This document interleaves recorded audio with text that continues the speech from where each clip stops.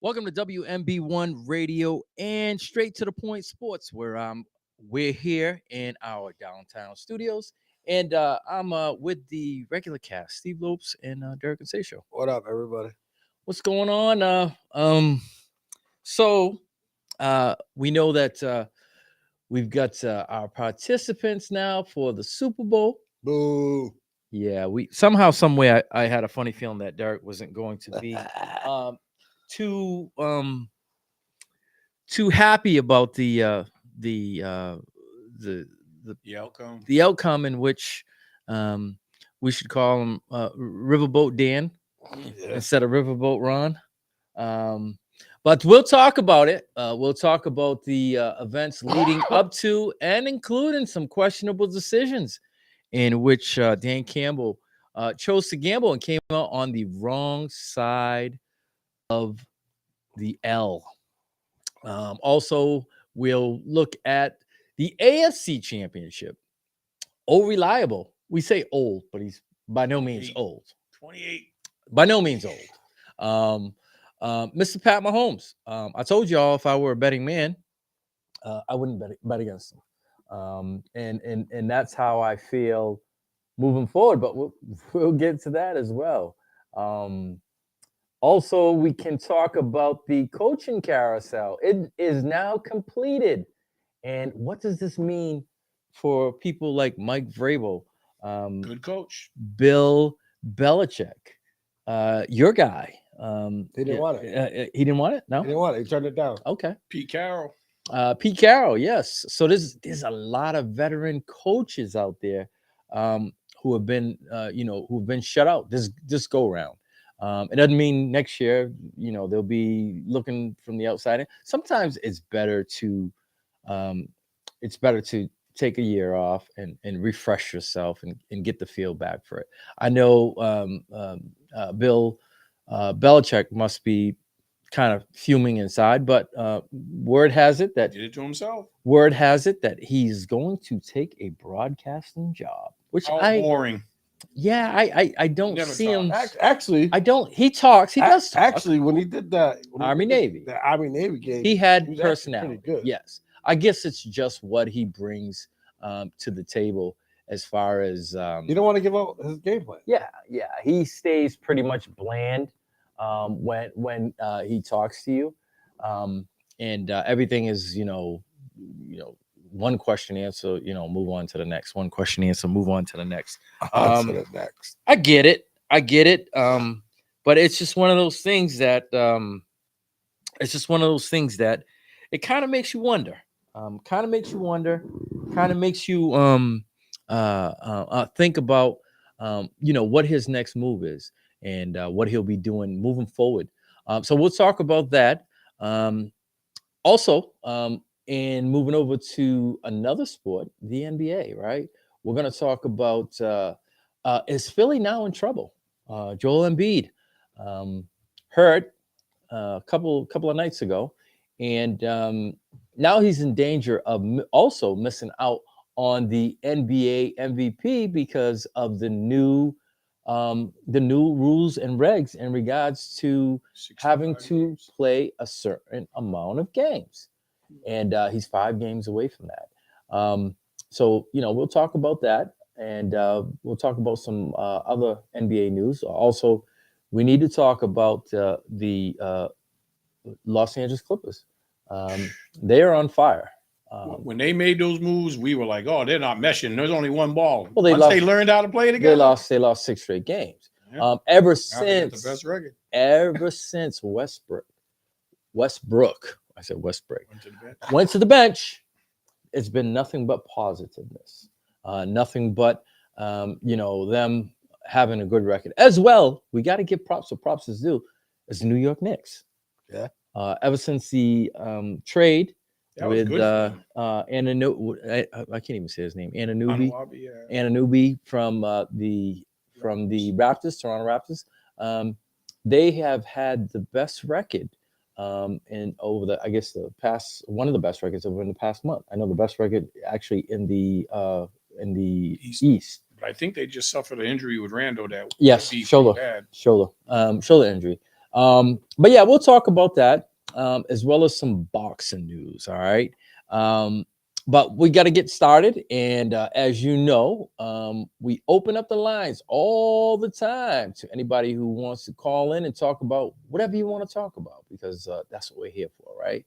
We're here to talk about sports, but more importantly, we like to hear your participation. We like to hear what you got to say and what your thoughts are. We just don't like to hear our thoughts. We like some participation. So phone lines are open 774-425-2631. That is the number you can call in if you want to talk about something. All right. Okay. First, we're gonna dive into the NFC Championship game. All right. Tale of two halves. I have to go to the bathroom. I'll be back.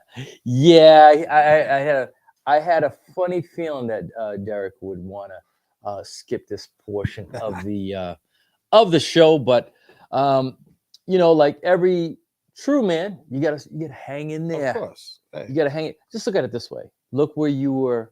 Look where you started to where you ended. All right. Exactly. Very impressive. Exactly. There's nothing to be ashamed of. There's only room to go up, man.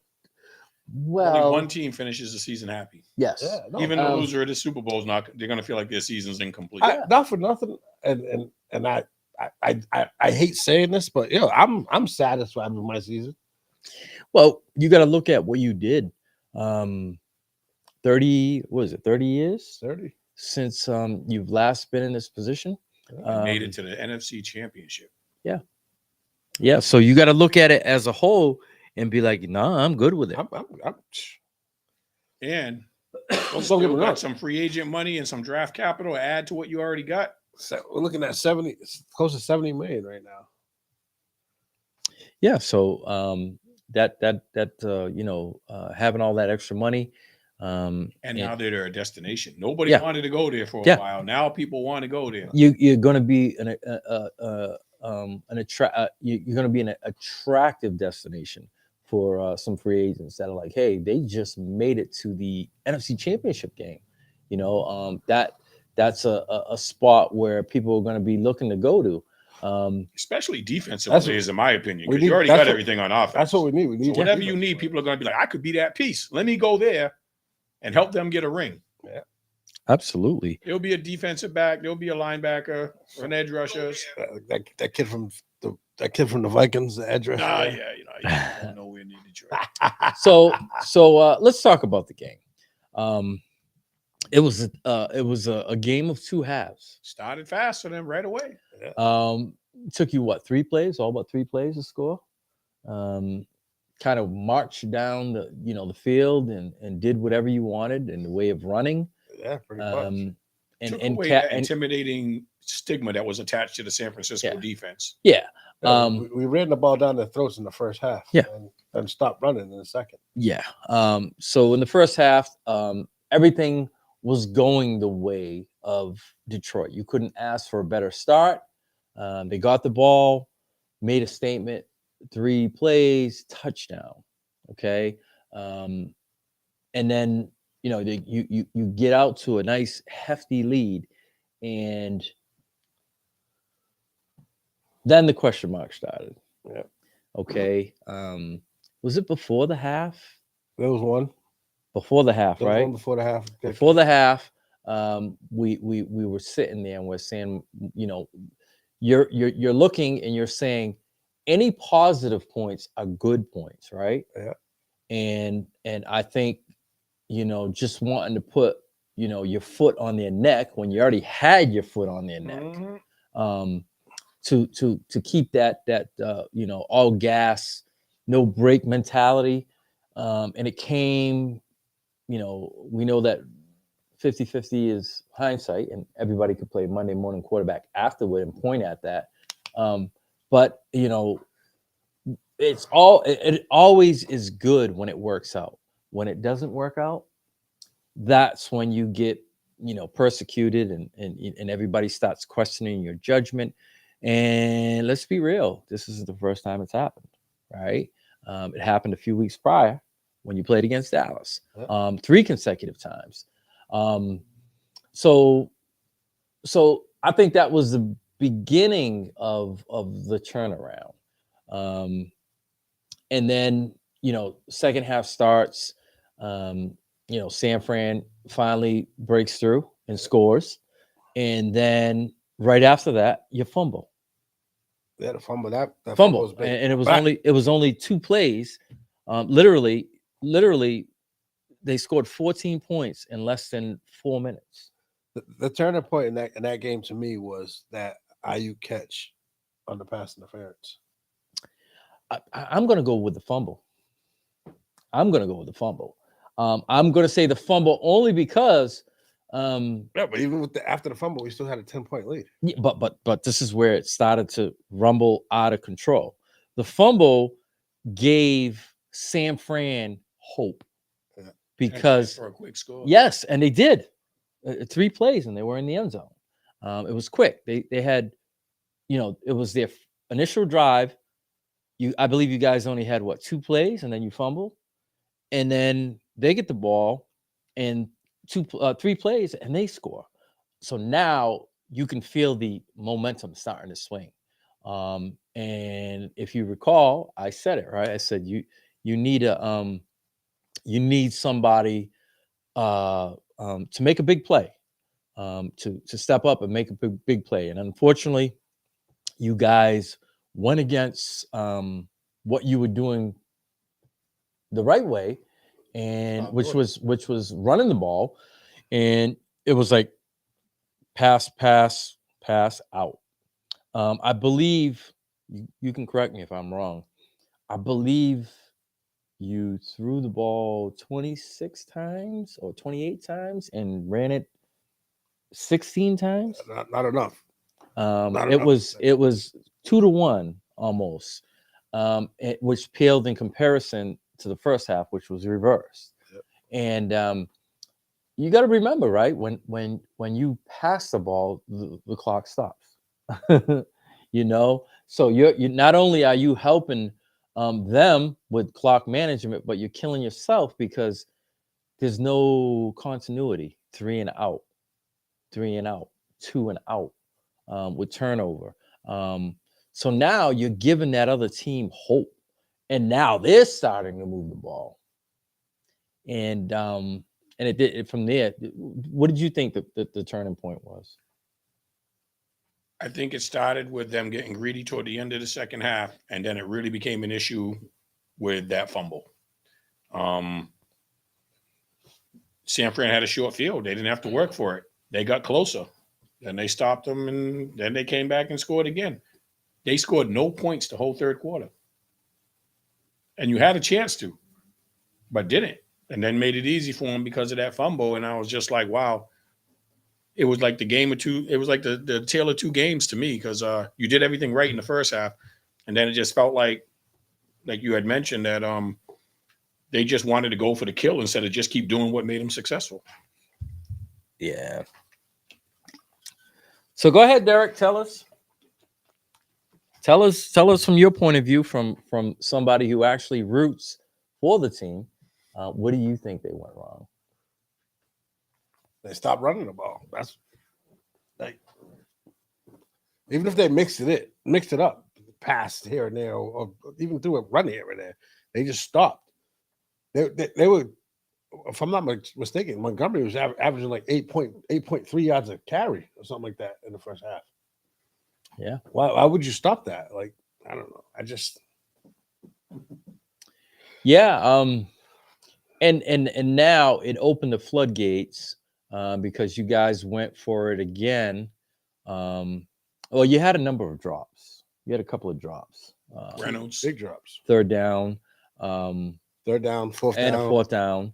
And it's like, you look at it, and everything, like I said, was snowballing. It was just a snowballing effect. And then you come down to, once again, wanting to kick the field goal, which would have been what, a 53-yarder or 54-yarder? Like I field goal kicker really is, he's not good from beyond 50 though, but still, you got to give him a shot.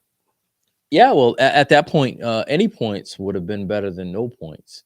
And as we witnessed, you were 3 points. If not, kick it. make him go a whole field. Yeah. Punt. I mean, Yeah. At that point, I would have anything that would have been, even if you didn't elect to go for it on 4th down and you punted, at least flip the field position. our defense wasn't playing that bad considering the offensive firepower that they had. Yeah, well, the second half was totally different because They were on the field more. the you defense was tired. First half, I thought you guys did an excellent job. You guys were flying, moving to the ball, pressure, getting him off his spots. Second half, There was also a few key plays on defense that we failed to finish. Like there was at least 2 or 3 interceptions we should have had. well, most importantly was Purdy got out. He got into running. Yeah. He had 3 long runs, and it seemed as if you guys didn't have anyone to spy on him. None. And the DBs, of course, you're running with your back turned. He noticed that, and he was doing nothing but just taking off. Which was smart. Listen, if no one's going to pay attention to you, then make them pay attention to you, and that's what he did. And it changed the game big time. With him using his feet, which I didn't expect him.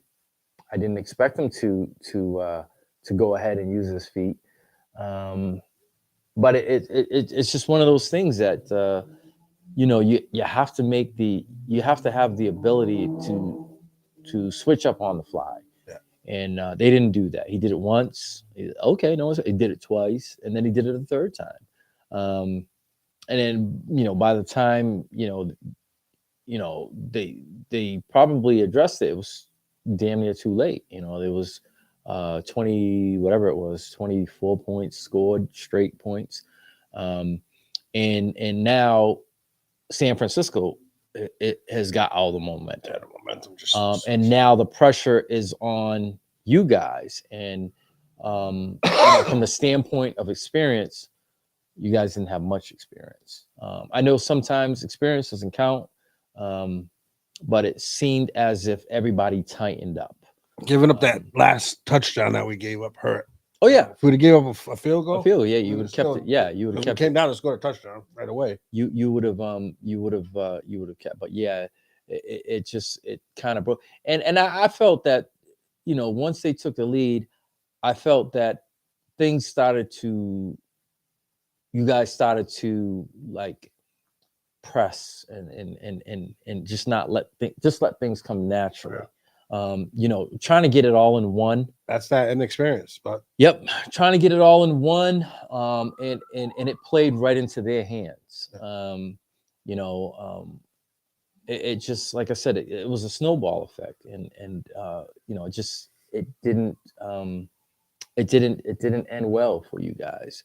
But all in all, like I said, you have to give Detroit, tons of credit because of the fact that, you went from 3-13 to 3-13 to 9-8 to 12-5. Yeah, 12-5.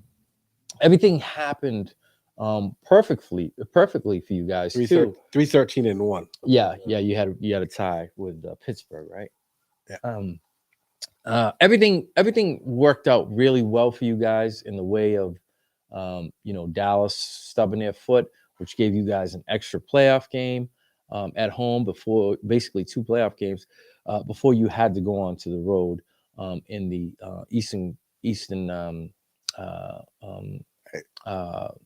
the national the NFC championship. We didn't go out and get blown out. We put up a good game, decent fight. Keep your head up. Just now, fairly young team. Now I want to address something, a comment that that Dan Campbell made afterward. I think it was just released this week.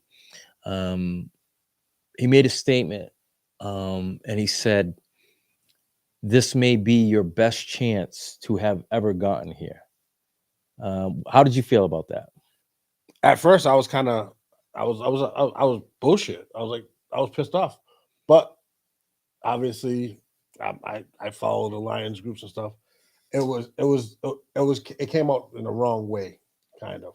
I took it as everything fell into place and they had their greatest That's opportunity, what but I people took it could as. view it one way or the other, Yes. whichever way you choose. So Half empty, half so full. I think But it was a It's great. hard I to get think- to that point. Yeah. It's hard to get there. So he's like, yo, this ain't easy. you got to. So with football, you got to remember everything is based off of injuries, Huh? right?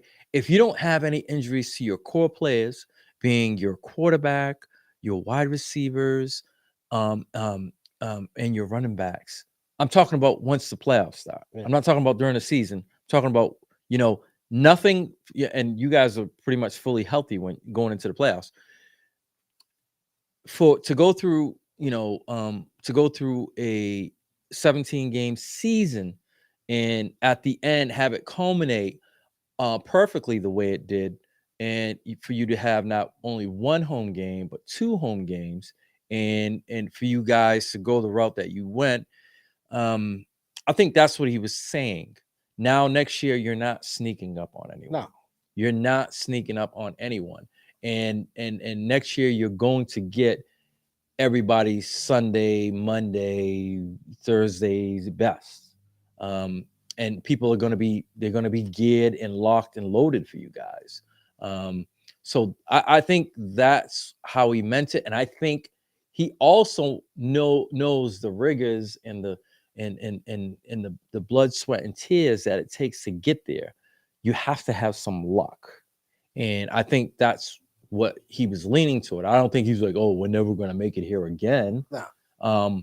But he was saying this was probably the greatest opportunity. It was the greatest opportunity in 30 years. Things fell their ways, but also they got out to a great start where they had a chance to win, and I think should have won that game. And I put most of the blame on the decisions he made.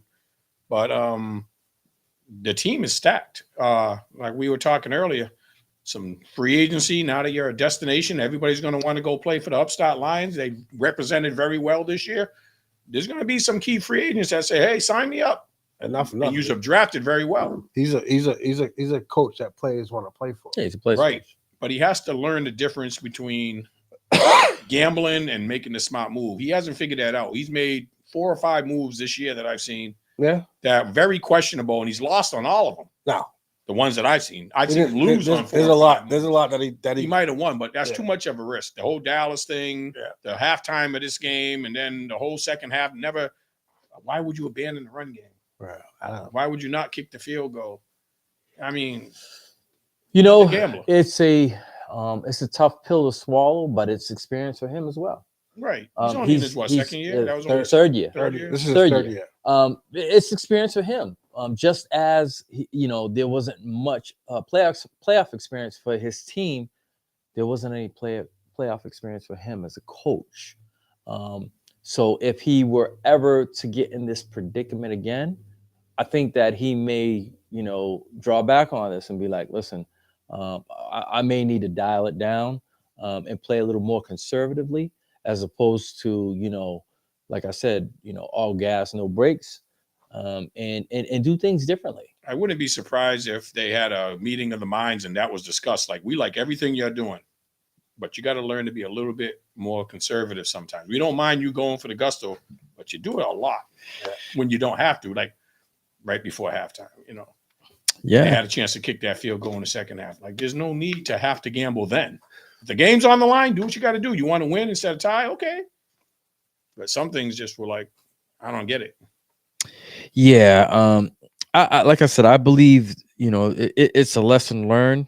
Tough pill to swallow. But I think, if he should get there again, I think that he'll learn from this experience, and it won't be, you hear sometimes, you hear people say, oh, well, the players wanted to go for it. I was with them. Sometimes you got to save the players from themselves. Exactly. It's not all about you, because now you got to think about the defense. All right. You're putting the defense in a compromising position, which wasn't your strongest suit to begin with. You wore them down. Yeah. So now you're putting the defense in a compromising position, and it's like you took the onus off of the offense. Now it goes to the defense. Now the defense is looking bad because you guys were only on the field for 45 seconds. They've been on the field for 7 to 6, 15 minutes. Right. They're worn down and beat up, and you got to think about that. Sometimes it's not just the offense; it's what you got on the opposite side of the ball, the defense. And as we know, the the strong part of San Fran is their wide receivers. The run after the catch, the physicality of their wide receivers, including the tight end in that wide receiver. Yes, because he runs after the catch. Yeah, and well, the running backs catch the ball. Just anything in with them. We're talking. We obviously know McCaffrey. He's got that's part of his game, but that was one of your weaknesses, and ultimately not being able to stop them in the second half, he put them in a compromising position. So, like I said, maybe next time, maybe he couldn't learn. We don't know. We can't say. We need to see it to see if he, how he reacts in that situation again. But yeah, he's taken a lot of fire, and like I said, anybody can play Monday morning quarterback. That's easy to do. All right, 50-50 is hindsight, right? We know that, once it's done, we can say you could have done this, you could have done that, whatever the case may be. But he did what he did. It's history, and it's time to move on. In regards to San Fran, when we talked about San Fran last week, the script couldn't have been what I thought it was going to be in the first half. Their inability to stop the run. The warning signs were there when we watched Green Bay with a running back who is not as dynamic as the two running backs that Detroit has, and nor do I believe that the offensive line is as dynamic. So all the signs were there. It's just that it didn't get put to a complete game, and this is kudos for them for hanging in there, not hanging their heads, which they could have easily have done, and battling back. You could, like I said, they could have just easily folded, halftime and been like, whatever, but they came out and they battled. So now we look at the Shanahan. He's been on both sides of monumental comebacks. When he was the OC in Atlanta, now the head coach in San Francisco.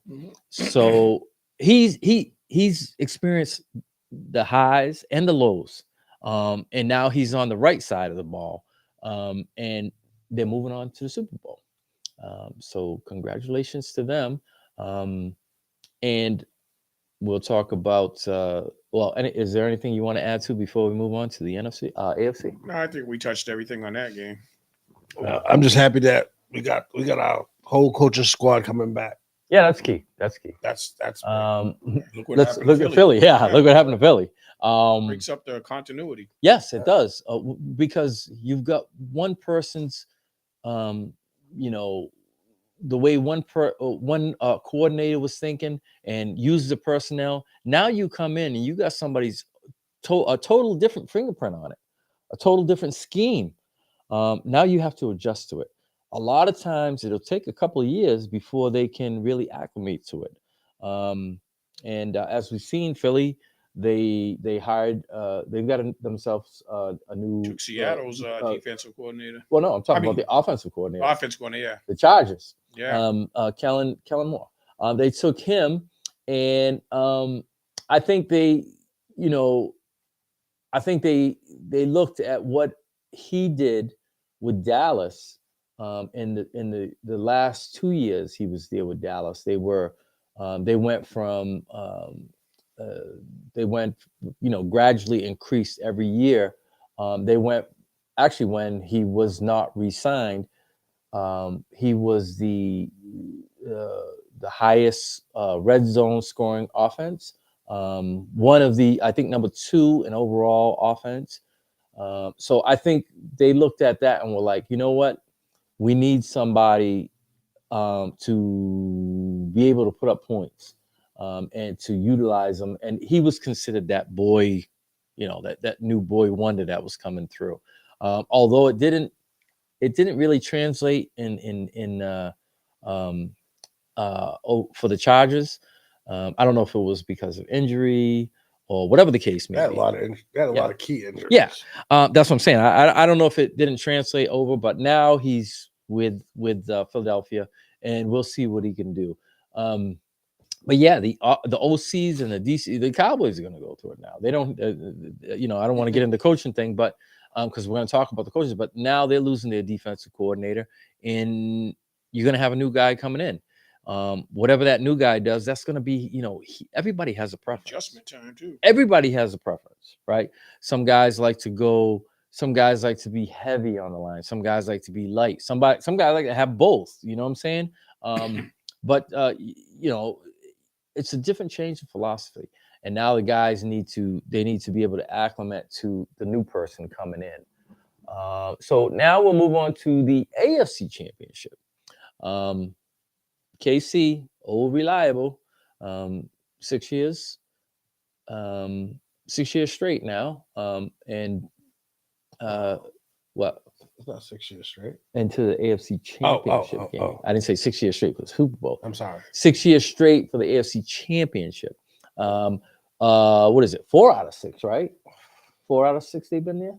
Yeah. The Super Bowl, Yeah. they lost. They lost to New England. They Yes. lost to Cincinnati. So 4 out of 6 years. But so now it's like we're looking at baby greatness.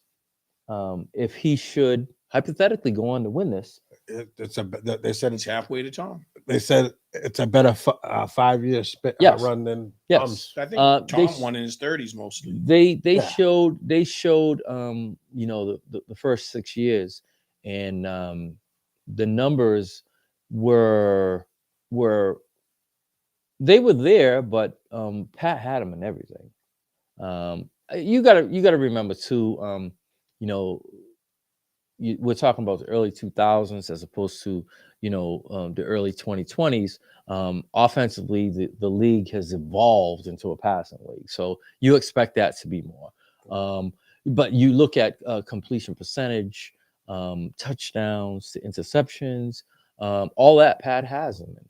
So now you're looking at, if he should win now, The talk gets louder. oh yeah, that's why I said you got baby goat conversation. Mhm. And looking at them, what did you think in regards to that game? What were you most surprised at? The low score. Yes. I expected both teams to score because they both have great offenses. Kansas City's defense has gotten better, but they're not considered elite. Baltimore's defense is good, but Kansas City can score against anybody. And so I expected 28-24 at least, 17-10. It was like a defensive struggle. Like no team really dominated. Yeah, And Baltimore hurt themselves with turnovers, not only turnovers, personal fouls. Yeah, they were shooting themselves in the They weren't foot. disciplined. They weren't disciplined. Key spots, personal fouls, key spots, offsides. Very undisciplined. But the big strip sack on Lamar, and then when he threw the interception, they turned the ball over twice when they were in the red zone area. Yeah.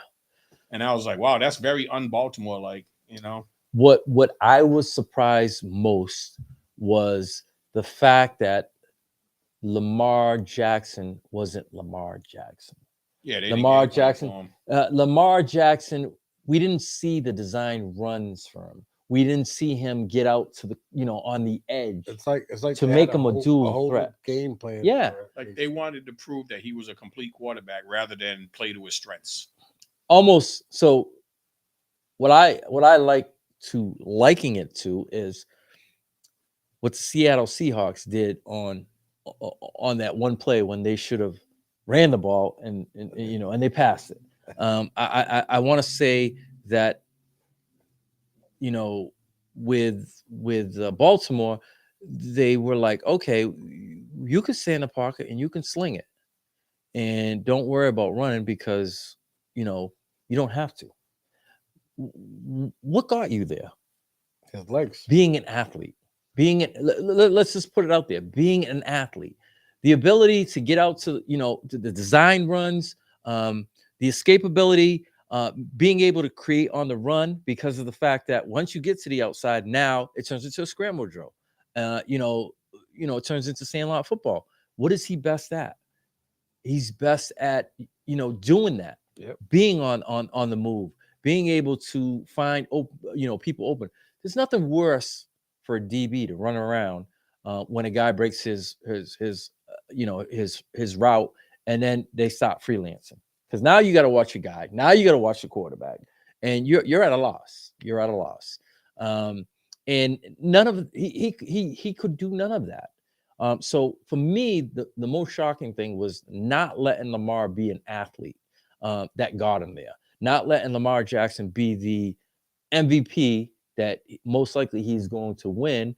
Not letting him be that guy, and it just was very disappointing to not see that. If he did get out and they did have the design runs to him and they did have the design scrambles and Kansas City stopped it, then I would say, okay, kudos.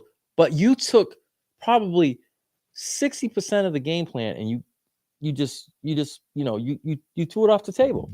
And for me, it was disappointing, because I wanted to see Pat Mahomes do his thing, and I wanted to see Lamar Jackson do their thing, both at the top of their games. And like you said, we didn't see that. Ultimately, we saw a low-scoring game. Yep. And I think that once again, the experience factor. Who do you All right. think was in charge of that type of game plan? Was it the coach, the OC? I know it wasn't Lamar. Something, I don't know, but whoever was in charge should be like seriously reprimanded. Yeah. And I can't see Harbaugh being ultra conservative. I think he let the OC do what he thought he had to do, and he probably figured they're going to game. He tried to be too smart. They're going to game plan for Lamar, trying to keep him from scrambling. So I'm just going to keep him in the pocket because they're not expecting that. Make them stop what you do first before you adjust. Yeah, that's our bread and butter. That's what got us here. But just like when we were talking about the last game, we're going to run it and see if they can stop us. And guess what? Just like Green Bay, Detroit was able to run it. Let Lamar do his thing. If they adjust to it, okay, now we have to keep him in the pocket. They got to spy on him. But they didn't even try to play to their strength. That was very disappointing as a fan. Yeah, I didn't. Like I said, I that was the most disappointing thing for me. The next disappointing thing for me was how they came unhinged with the personal fouls and the taunt. Self-discipline. When you do something, just when you do something good, you People were complaining about the personal foul on Flowers. I'm like, yo, there's nowhere in the league where you can make a great play, you get up. Not only did you push the defender down, not only did you do that, you threw the ball right in his face. Yeah, and you could see he was saying stuff. Yeah, that was a young boy mistake. He'd never been there before. Yeah, but still. Yeah, but I think he let the moment get bigger than him. He's a rookie. He's counted on to provide for him. But yes, he made 2 critical mistakes in that game. Yeah. And he was the only wide receiver making plays. Right, which made it even worse. Yeah. He was the wide receiver getting the ball thrown to him. Yeah, well, I don't think they were trying to ice out anybody, but I think he was beating his man more consistently than OBJ or Aguilar. But they didn't use either tight end either. Yeah. So Chris is brought up a very valid point. We didn't run the ball. Number 1 rushing offense against number 17 run defense. Edwards 3 carries, 20 yards, and they stopped running. I was gonna say that. I was just like, okay, man. I think you guys had the itis I think you were going to make them fall for the banana in the tailpipe. Like, well, they think that we're going to run, but we're not going to run. We'll make them fall for the banana in the tailpipe. And ultimately, it didn't work. And you could see it coming. You could feel it. And I'm saying to myself, I've seen this happen with Lamar before. I've seen him pressing, and then when they finally did get down there, he throws the pick into triple coverage. And I said it. I said, no, yeah. I said no. And then you had the Flowers fumble, in which he didn't have to. He didn't have to lunge at all. Mhm. If he just holds on to the ball, him diving, he gets His in. momentum would have brought him in. And you see guys do it all the time. Because they want the touchdown, they want to reach the ball out. You already got the first down. Yeah. And you're on the goal line. Trust your offense to punch it in. Yeah. Or at least get a field goal. You got nothing. People want to be heroes. And instead of sacrificing for the greater good, turning a positive plan. So that was a reverse, right? Correct me if I'm wrong, that was a reverse. It was like a pitch reverse. Yeah, I believe so. And they were it was like an end around pitch reverse, and they were like 18 yards out, 17 yards out. So he done had the first down. Yeah. And then some, and it would have been goal. It would have been First goal to go at the 1 yard line at the worst. Instead, he tries to reach out and extend the ball. And as unlucky would have it, it gets punched out. Goes into the end zone, gets recovered by the defensive team, touchback. And there goes the momentum. Momentum shift again. There goes the momentum. So yeah, that for me changed everything. Just when they were stagnant. I didn't see Kansas City do anything in particular that dominated the game, or they just took what was given to them. Yeah. And Mahomes wasn't. That's what you're supposed They to weren't do. making. Yeah, that's experience. Mahomes doesn't give away free opportunities. He capitalizes on them. So when you don't get those scoring opportunities like Flowers and then the interception, you were in scoring range twice and got 0 both times in a low scoring game. One of those scores could have drastically changed the outcome of the game. Yeah. And like you said, you give Mr. Mahomes a chance to win 9 times out of 10. He's going to take make it happen. He is just like Brady. He is not going to be the one that ultimately, is the reason why they lost. Yeah. If anything, he's going to be the reason why they won. He doesn't make those mistakes. He'll throw the ball at your feet. He'll throw the ball out of bounds. He'll run and slide, but he won't throw or force something. He'll take what you give him. That is, he'll eventually get the result that he wants. That is the experience factor right there. And there's no replacement for it. None whatsoever. But the crazy part about it is everybody knows he 98% of the time he's going to Kelsey. Yes. And Kelsey's always wide open. Yes. Because he finds the seams. Why people keep playing zone against him, I don't know. Because Kelsey just goes and sits in the seam, and Mahomes knows that's where he's going to be. So I watched the breakdown. Online, and they brought up a really, really important point, something that I was unaware of. So we know prior to Jason Kelsey going into college, and still dabbling in college a little bit, but he used to be a quarterback, and he understands leverage really well. All right. He understands leverage really well. He knows what and it doesn't hurt, I should say, that Pat Mahomes knows leverage like a brother. So they know leverage, they know the ins and outs. And it's one of those things where age meets wisdom. It's hard to believe that him and Gronkowski are the same age, right? Yeah. And Gronkowski's been retired now for what, 3 years, 2 years? Beat up.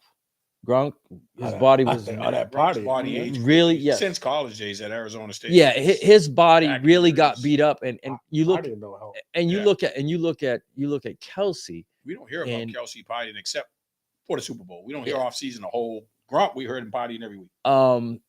But they brought up a good, an important point, that they understand leverage. So when you try to play a zone against him, he finds the seams. Soft spot. He sits. Yeah. When you play man against him, he runs away from your leverage. He runs away from your leverage. And they were saying it might seem like a moot point, that a lot of people don't understand, but when you have two individuals that know it, and that the ball is going to them 90% of the time, why can't you stop it? That's And they had a breakdown on it, and they showed when he played man, when they played zone, how he obviously he understood it real quick and sat in the seams and is always where he's supposed to be. And then when they played man, he just simply used the leverage against you and ran away from it. But it's just one of those things where they said that you know we always talk about veterans, and we always wondered why. I'll venture over into a different sport, but it's pretty much the same thing. So we all know that, and it's pretty much a proven fact that when you hit your 30, when you become the 30, everything comes in at once. It's talent, mind, body, they all meet together. You're pretty much at your peak. And this is what these two are doing together. And it's kind of unseen, because even with Tom Brady, he had different wide receivers. He had, over 2 decades, he had two different people. For almost a decade, he had Gronk. Almost a decade, not quite a decade. But the maturation of these two together, with Mahomes almost and he hasn't even hit his 30s yet, but Kelsey's already there, and people are like, this guy don't run real fast. We know that he has great hands, runs great routes, has a great understanding of where he needs to be and how he needs to get there. And he's not running away from you, but it always seems that way, like he's running away from you. And I watched the explanation, and it made, for me, it came together and it made a lot of sense. But once again, when we talked about it last week, and you guys kind of sticking at me, and I said, if I were a betting man, I'm not betting against that guy. I'm not betting against him. He reminds me too much of Brady. Just when you think you're going to count him out, he comes and he ups you one. So yeah, as far as Baltimore, it's kind of a shame, because this is the second time this has happened to them. Number one seed, the last time he got MVP, same thing. It was a little worse because they got bounced in the second round. But now people, unfortunately, on Twitter, everything was like, a lot of people were coming at him, and I noticed in particular, a lot of people were coming at him with the Dak comparison. The only difference is that he's been able to win multiple games, but he can't get over that hump. So I believe his record said, who's going to catch the blame for this? I I don't think it was as much Lamar as it was the game plan. No. I think they did him a disservice. I really believe that Put him they in a position to fail. Yes. You can't take someone who's been doing this all their life and say, okay, do this now. At a critical moment too. And I it's mind-boggling that they would just not let him play the way he's fully capable of playing. That for me was most disappointing, and I can't stress it enough. It was disappointing because I wanted to see both of those quarterbacks duel the way that they're capable of doing. I wanted to see them go up and down, up and down. Last guy, Like takes it it. happens when they play Buffalo. Yes. Buffalo and Kansas City. Kansas City, their quarterbacks and their teams go head to head Yes. to the last. Whoever got the ball last. Yes. We got robbed of that type of game. I mean, the weather was a little bit rough, but not to the point where we should. It wasn't as bad as the 2 games before. No, No. a little bit swirling, so it took some toll on The temperature was game, the and that's temperature not was the Baltimore's temperature strong was point. fine. I mean, Yeah, it was 37 degrees. Yeah, temperature was fine. That's football weather. But yeah, But game planning and Zay Flowers, as much as he helped them, those 2 big plays were too much to overcome. yeah, when you were already at odds anyway, struggling. Mm-hmm. Can we name anyone other than Flowers who caught the ball? No, that's what he was, a Jekyll and Hyde. He was doing good for them. Beckham had like 2 catches. Yeah, and he got him in the 4th quarter or something. Yeah, he had 1 catch, and you would have thought But that he scored a touchdown the way he was I out. was also, not only did they take Lamar away from his running game, he's strongly tied to the tight ends, and neither one was involved. I understood Andrews was coming back, but Likely's been lighting it up. And why they didn't go to him more either? Can we try to mix it up? Can we possibly give some some due to the defensive coordinator of Kansas City? Did they do anything to take him away? Well, if you didn't see the tight ends, maybe they did a good job in We didn't see covering up Lamar tight running. ends. Did they game plan to stop him, or did No. they just no? Baltimore just didn't utilize Lamar that way, and I don't think they utilized the tight ends because that's what was expected. If I was game planning against Baltimore, stop Lamar keep him in the pocket, don't let him run and beat us with his legs, and don't let him have his safety nets with Andrews and Likely, because their wide receivers are, Flowers is a rookie, but they don't have anybody that scares you. And they didn't use their tight ends. That's his strongest passing part, is going to his tight ends. I don't think either one got more than 3 targets each. Yeah, it was, like I said, man, it was to the point where we kind of got robbed of Likely was balling. You mean before this game? Before, in yeah. that game. Yeah, Oh, yeah, because I was before. saying not in this game. That's why Yeah, I no, thought no, he should have got the ball more. no. Before, obviously, there was only one person that had multiple. He's been showing that he's a viable weapon, and you don't use him. And even to use Andrews as a decoy, but I bet you if you look at the stats, they both got 3 targets or less. Andrews took more likely snaps away by coming back. They should have went double tight end or alternated them. I don't think Andrews was fully ready yet, and the way Likely's been playing, he would have been my number 1 in that game, and I would have used Andrews where I could. Yeah. Saved him for the Super Bowl if I would have made it. Overall, like I said, I was just so disappointed, man. I wanted to see a duel. I wanted to see a shootout. Like you said, I wanted to see the Kansas City Buffalo type of games where just, Lamar runs for 45 yards and then Pat comes out and throws his way down the field, and they're just going back and forth. And it was far from that. We thought that it was going to be an offensive explosion, and instead we got a defensive game broke out. Yeah. So yeah, I mean, and I think Kansas City showed they were more prepared and well coached in that game because they didn't do the things to beat themselves, the turnovers, the penalties. That's that experience. They kept it, Championship experience. They got out coached. Can't get away with that pedigree, man. They got out coached in more ways than one. They got out coached with their attitude on the field. They got out coached with the way they use Lamar and use their tight ends. Their defense didn't really do bad. Yeah, no. They're playing Pat Mahomes. You gave up 17 points. And some of that was because of turnovers, probably. Yeah. So I look at it this way, and moving forward for Kansas City, let's just get ahead of ourselves a little bit. What's the chances if, hypothetically speaking, they go on to win the Super Bowl? Do you foresee their coach retiring? There was Andy Reid?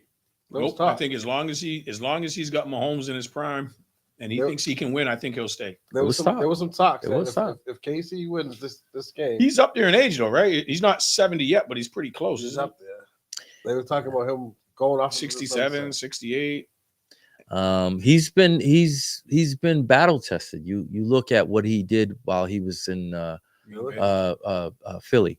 You look at, he climbed the top of the mountain only not to, to be denied a couple of times. And now he comes over to Kansas City. He's been there 3 times, going on his 4th. And how much longer do you really want to do this? As long as Bill would never retire as long as he had Tom, right? Yes. I think that's a similar situation. It can only be fun with this kid. Him and Kelsey. It can only be fun with coaching these 2 guys. Yeah. I think when Kelsey leaves, that'll change the dynamic because he's going to be a lot older than Mahomes. But as long as you got them 3 to go, you saddle up and keep going until somebody stops you. I don't want to see another Chicago Bulls situation. How many could they have won if they would have stayed together? I want them to go out and leave it on the field. Yeah. All right. And moving forward to the Super Bowl. And KC's an underdog, and you just were saying for 2 weeks, I wouldn't bet against them. And the bettors have them as the underdog. Yeah. I think you're going to. So what was it? 2.5 points? Maybe because the game's closer to San Fran. 2.5 points. I'm thinking by the time Super Bowl should arrive in another week, I'm thinking the money goes the other way. Oh, the early bets. Yeah. Everybody's throwing money on That's San the line. Fran right That's now. the line. And then they'll change it. And then it's gonna. I think it'll roll probably if I had to guess, I'm gonna say a point. I think it'll roll back a point. Back, yeah. I think it'll roll back a point. So 2.5. I think it's 2.5. Let me check again. I thought I could have swore it was 2.5. But I think if like I said, if I had to guess, I would go 1.5. Matt, I agree exactly. Why would you break up the team when you're winning with who got you there right now? Yeah. My thing doesn't go. It's not like Andy Reid's not a good leader. No, you know what I mean, no, not at all. He's respected. He's well liked. So let's take a quick dive into the matchup, the Super Bowl matchup. Quarterback advantage.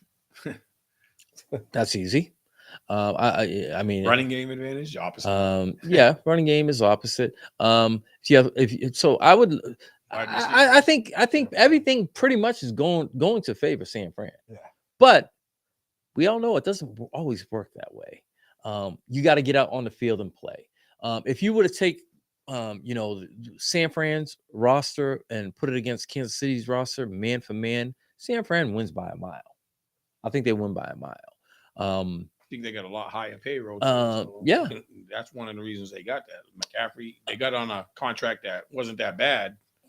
That when they traded him, I think in the if you look at the other than quarterback, I think you would the skill positions other than quarterback, everything would probably lean towards San Francisco, except for tight end. If you count that as skill position, I say the quarterback and the tight end and the kicking game. Kansas City. But that tight end.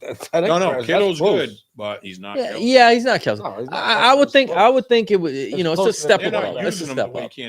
Kelsey's more involved in the game plan because he doesn't have the outside weapons that San Fran has. Yeah, he's the focal point. Playing and Debo. Kelsey is the focal point. I don't care. One. I don't care what. So and moving on to the Super Bowl. Obviously, San Fran is going to their game plan is going to be taking him away and making someone else beat you. It should be. That should be number one. Number two, and they got the linebackers to do it. Yeah. Number two, I would think that Kansas City would take a holistic approach in taking a page and running the ball to keep them off balance. Even if it's 3-4 yards, just to keep them enough off balance with the play action so they can be able to do things like play action when they need to be able to do it. But just to come out and say, I'm going to pass, I don't, that doesn't bode well. It can't, we've seen obviously that San Fran can be run on, and it's not like as if Pacheco, he's no slouch. I think Edwards-Helaire has a good game. we shall see. We shall I'd see. like to for obvious reasons. You know, but yeah, if I'm KC, I'm going to come out and try to be as balanced as I can. I think they take their shots when they can because, as we witnessed, um, from Detroit, they can be thrown on as well. Yeah. Their defensive backs are not their strong point. Nope. Not at all. That is the one weakness that they have, and have had for some time. It is their DBs. If you are able to, get away from the pass rush, you can pass on them. So we know that's in order. We know that will be in order. Who's saying that? Matt saying Kelsey is not a better tight end over Kittles. That's crazy. He's a Green Bay fan. Oh, okay. You still got to give. Yeah, You still got to Matt. give credit where credit's due. Kelsey's the Come on, most Matt. dominant tight end in the league. Kelsey's the best tight end in the game right now. Easy. Yeah, I mean That's an easy advantage. I don't even think that's up for debate. Kelsey's been doing it longer, and he does it most importantly in the big game. Yep. Even when you know he's getting the ball. In the big game. The thing with Kittles is you really can't double him because you got Ayuk, you got Debo, you got McCaffrey. Now, what was KC's downfall all season? They're wideouts. Dropping balls, right? The rookie Rice grew up, became important now. So even at times, Kelsey had some drops, during the season, and now and moving forward, these guys are making big plays. They're showing up. They're pulling up. And there's, like I used the same thing. People laughed at me last week when I said, Lamar better show up because Mahomes always pulls up, and he's always going to put his best foot forward. Yep. Even in a loss, he'll put it. Like I said, you will not lose because of Pat Mahomes. You might lose because of something else, but it's not going to be because of Pat Mahomes put you in a bad position. Like we said, we know he is always going to be the focal point, and when more times than not, he's going to be that go-to guy, and it's coming, and you still can't stop it. We don't see that with Kittles. Kittles is usually benefits. He's usually the beneficiary of single coverage because of those other monsters that they got on the other side and the monster in the backfield. So he has a lot more weapons to play with. I can liken that to we can liken that to the rookie of the year, right? Rookie of the year in basketball, you got a guy who's not going to average more because he's got three other guys that are all going to play really well. And then, an MVP candidate. Yeah, and then you got the other guy who he's the leading scorer on the team. Mm-hmm. So it's pretty safe to say that he has to be more. He has to be more offensive minded. And I think that's how Kittles is a beneficiary. When you get single coverage, you just have to beat that single coverage. But Kelsey usually is going to have one under and one over him, and he's still going to find a way to beat it. So that's why I give him. Not only do I give him the edge because that the ball is going to go to him, and also he does it and has done it continuously in big games. He just broke Jerry Rice's record for playoffs. Yes, he did. Yes, he did. Most touchdowns. Yep. So this is the reason. And if I'm not mistaken, I think most catches. Yes, the duo. Yes, the duo together. And they broke Gronk. Yeah. So I and they even had a debate on ESPN radio. Who was the best? Did you see that? No. Oh, who was the best postseason all-time pass catching duo? So it went obviously Rice, Montana, Rice, Young, Terry Bradshaw, and you're gonna be surprised at this one. Stallworth. Stallworth, yeah. Everybody wants to say Lynn Swan. Lynn Swan was more Lynn flashy. Swan- Stallworth was more consistent. So, do you know what I think we brought this up before when we talked about Drew Pearson. Lynn Swan never had 1,000-yard wide receiving. He never had 1,000-yard receiving for his career, but he always made the big plays in the postseason. John Stallworth, on the other, had many 1,000-yard seasons. He was a guy. With, what's his name that played with Rice? He got overshadowed. John Taylor. John Yeah. Taylor was great, but you're playing alongside. Yeah. Rice. Jerry Rice just did it longer. He did it. He did it. He did it for almost 2 decades. But yeah, it's just they had the debate, and then it was obviously Kelsey and Mahomes. And Brady I'm Gronk. missing and Brady Gronk. And they had a They didn't have Peyton Manning and Harrison. Nope. They They didn't didn't do. get They didn't do it long. They didn't do it long enough. They didn't do it long enough. And especially in the postseason. I think they had like a 3-year run where they were at their best, and that was it. Where these other guys had at least 5 years and more. Aikman and Irvin, no? No. Well, Aikman, you got to remember, they were a running team. Yeah, that's true. They were a running team. Troy Aikman, he's won 3 Super Bowls, but there's some guys that have been to 1 Super Bowl that have almost as many yards as he does, because it was a balanced attack. When they needed to run, they ran. When they needed to pass, they passed. But it's just one of those things. And it was a debate. So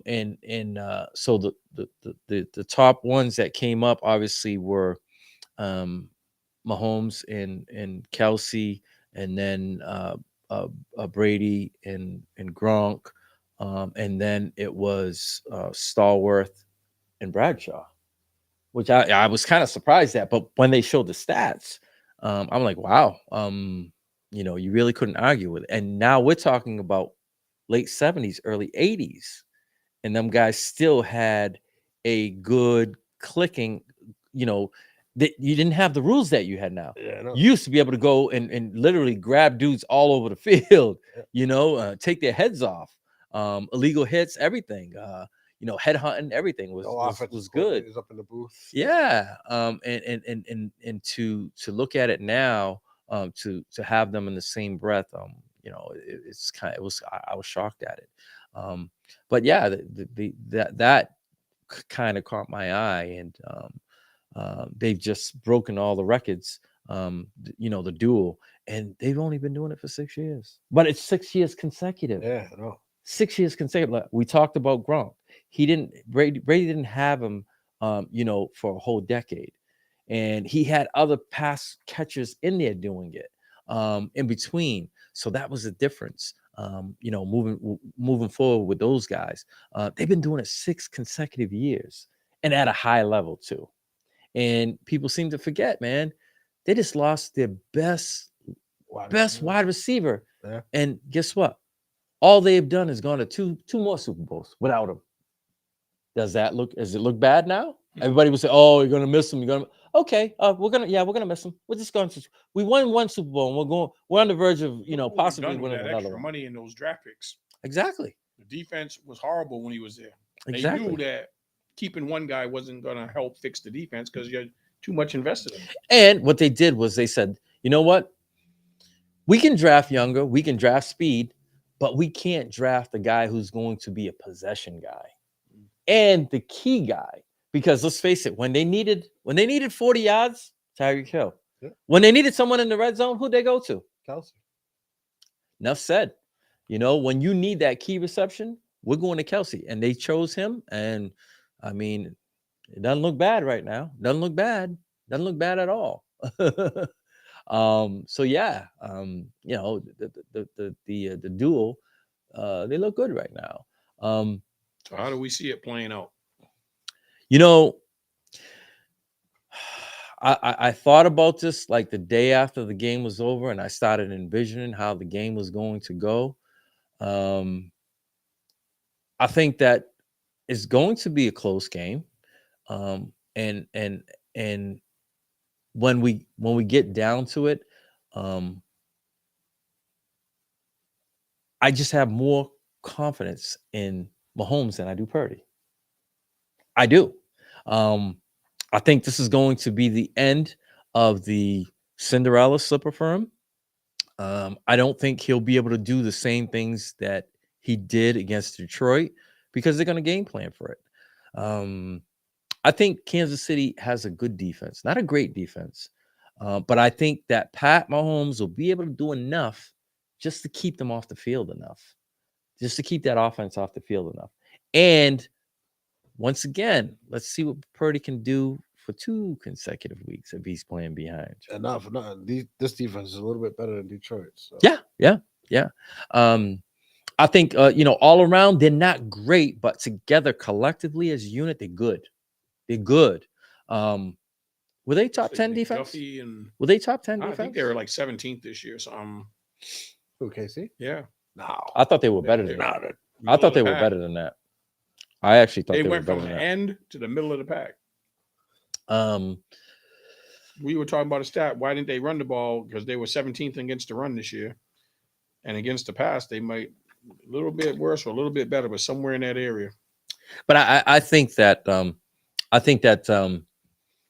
think ball control is going to be the key, and I think, like I said, I think they're going to be able to run, to have like a good balance, a 50-50 balance.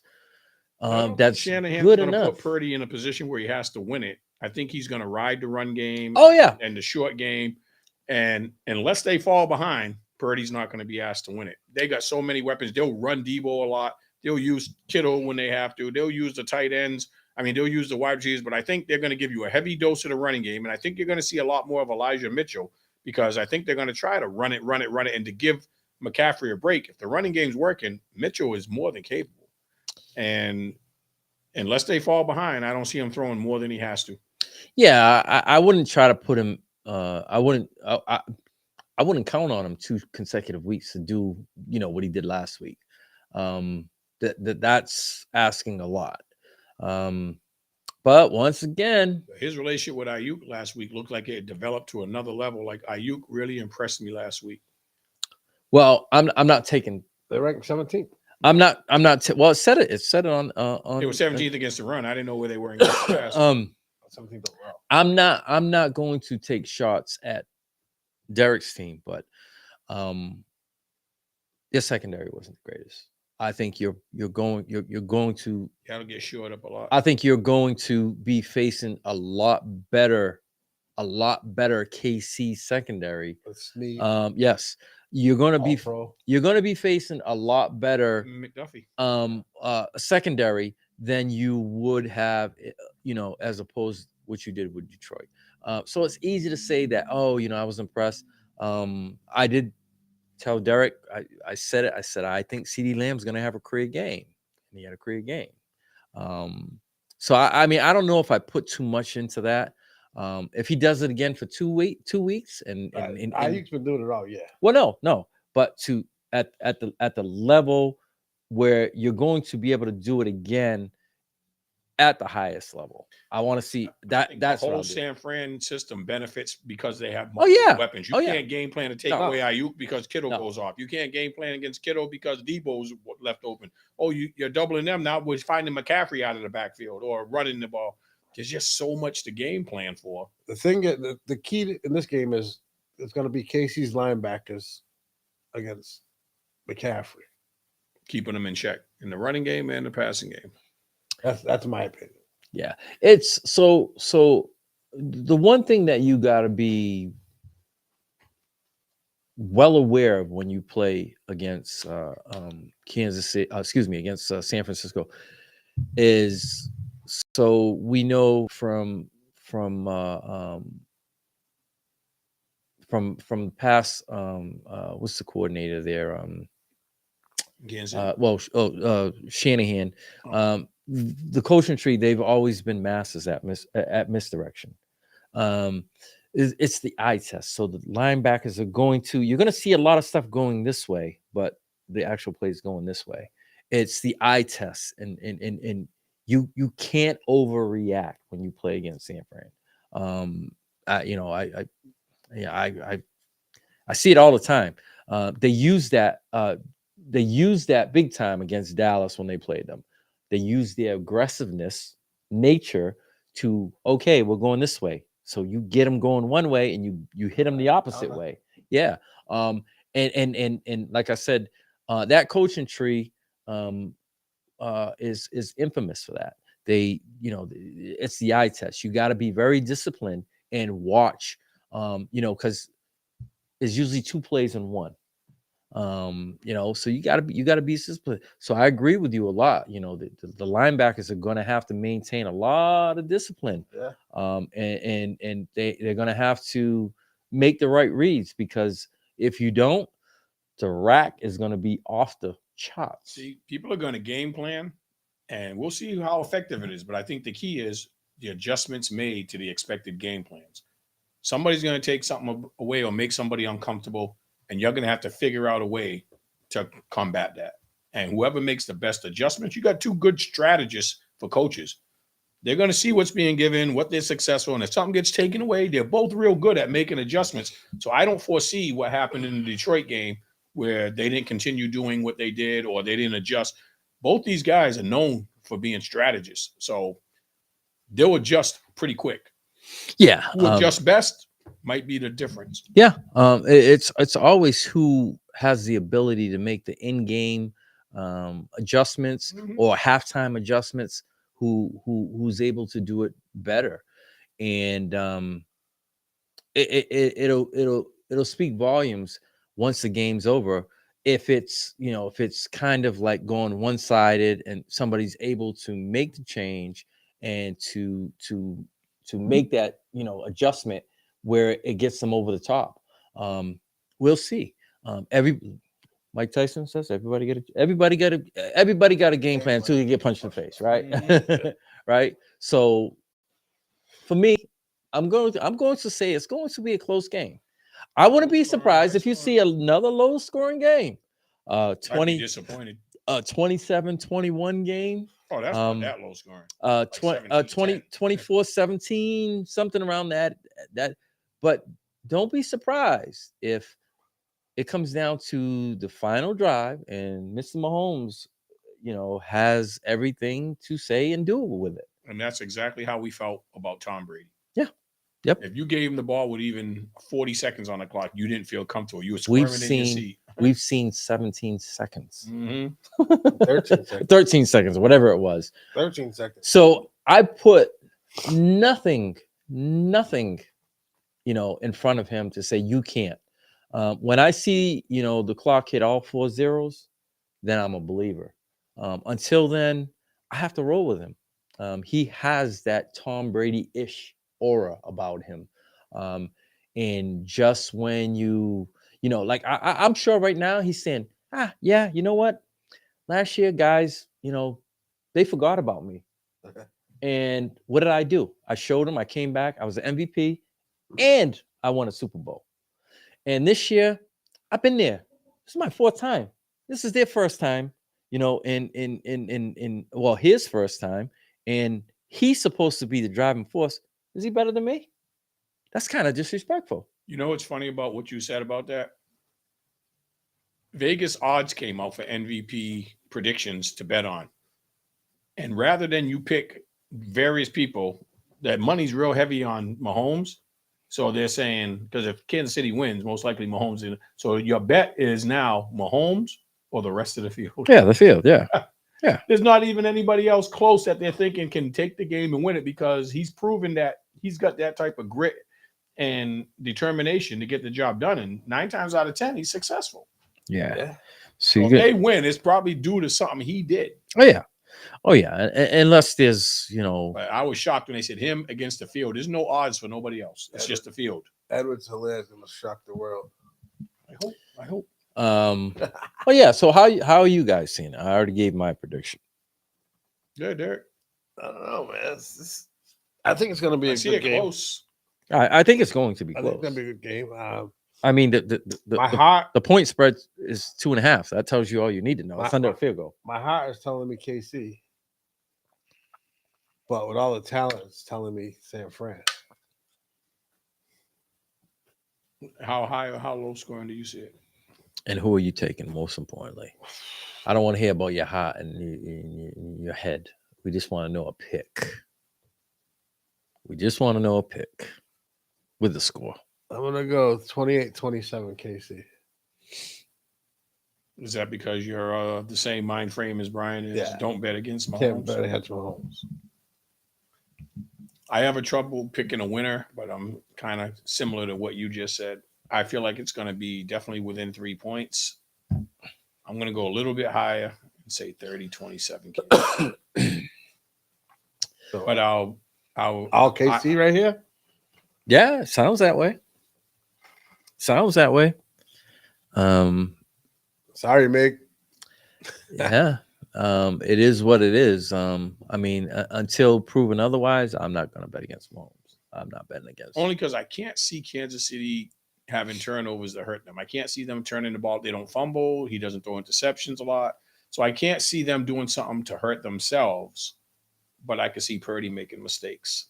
If the game's close and he has to force the issue, will the pressure be too big for him on the big stage? And I also heard that the 49ers defense ain't too happy with Mr. Young right now, Oh, yeah? saying that he takes too many plays off. Well, this was the problem when he was in Washington. He would, you would see him in the beginning of the game. Come the end of the game, he was APB. Do you think he's in shape? Because he'd come out strong but can't finish I, fast? I think so. He was a name in the first year, and then he just became a name. So if you look at his number, his rookie year, his second year, his third year, and this year where he got traded, he was hurt the year before, and so they took it easy with him. He was hurt, and he was supposed to come back, and he took the first 5 games off. So you might as well say he was out, over a year in close to A third? yeah. They wanted to take it easy with him, and still his production wasn't there. So I think there was more hype on him as a name, and then the production fell off. He just hasn't been the impact player that they thought he was going to be. And there's nothing more evident than you let him go for a 3rd round draft pick. Yeah. How do you go from being, at the top of the draft, all right, number 2 pick, to being let go for a 3rd round pick? They had already made the decision that Oh, he yeah. was going to go, and they said, whatever we can get. Well, they made the decision on both the edge rushers. They both were up. Rather than let him walk for nothing. Yeah, they both were up. But to let him go for a 3rd round pick when 4 years prior, Pick in the draft. exactly. That right there tells you all you need to know. It just it's just one of those things that you look at it, you look at the numbers and you say, okay, yeah, it is what it is. Do you think one team has a clear-cut advantage to this game, or is it just the Mahomes factor that we're all going with Kansas City? I don't think so. Just look at it the beginning of the year, right? We viewed San Fran as this big bad monster, right? They kicked the crap out of the Cowboys. They were rolling. Then they had some injuries. Then they had a 3-game losing streak. Then they got back on the saddle again. I think the invincibility that we had and the perception that we had of them in the beginning of the year, that's gone. That's gone. We witnessed it. I thought they looked, you can't avoid the injuries, but that's when they fell off. But We they got healthy again. So we witnessed it with Green Bay, and then we witnessed it with Detroit. That, hey, listen, if you play and you play your game to your strengths, they can be beaten. They can be had. There's no, oh my God, San Fran is the big monster. Like we painted in the beginning with them. Oh my God, they're the bullies. They're just going around kicking everybody's butt. San Fran against whoever else. And then they really got embarrassed by Baltimore. And I think that was a stamp. Like, they're just another team, man. They put their cleats on just like we do and their shoulder pads, and they can be beat like anyone else. So I think that invincibility is gone, and I don't think it's I don't think teams are looking at them like, oh yeah, they're the bully. They're gonna come and they're gonna do this and that. I just don't see it. And the most important position on the field is quarterback. Yes. And once again, I like Pat's The guy's decision the best in the game. over Purdy's. And put into a tight spot, I will take Pat Mahomes 100 times out of 100. Not even 99 out of 100. I will take him 100 out of 100. And that's, for me, that's going to just put me over enough. When, like I said, 2.5 points, Vegas, there's no really clear-cut advantage there. They're saying you're less than a field goal better. So that's either way. You look at me, I mean, I think come next week, I think that the 2.5 might go down to 1.5. And to me, that's pretty much even. So that's where I just roll over that way. So we've all got San Fran. Excuse me, KC. We've all got KC. So all we can do is have bragging rights on whose prediction for score got better. Yeah. Well, if we all lose, then we just look at each other like we were all wrong. Yeah. But we shall see. We shall see. Where Well, you have a little lower scoring game than me and Derek. Derek Yeah. has it a 1.28-27 game. I got it 30-27. You said what, 24-21 or something? 20. I'm looking at less than a touchdown. By the low 20s. Yeah, low 20s. I'm Like not the going upper high 20s. 20s. I'm I not got going it high in- 20s. I got it. I'm looking at pretty much like the Baltimore. I see it being perfect weather conditions. Oh yeah, and you're playing in It's controlled indoors. Yeah. you're it's climate To control. Vegas. Yeah. It's Everything's good. But I was just like, when you got those type of powerful offenses, and you don't have to worry about weather conditions and the lightest bit, the talent on the field is too great to expect a low scoring game. Yeah. We did think that with the Patriots when they played against. Two good defenses too, though. Yeah. Well, it's not gonna. This will lead right into the next topic, probably. It's not gonna happen this year. The Super Bowl winners not gonna get their coaches pillaged. Yeah, because They're all gone. filled. Yeah. So yeah, what we'll do is we're gonna take a quick commercial break, and when we come back, we're gonna dive into the NFL coaching carousel, which has been completed because the last 2 spots have been filled. So there are now currently More surprises than I thought. 0 jobs open. So yeah, we're gonna take a quick commercial break. When we come back, we'll talk about that. Keep it locked right here to WMB1 Radio, straight to the point sports. It's no secret that the trucking industry is struggling for drivers. So why not look for a school that can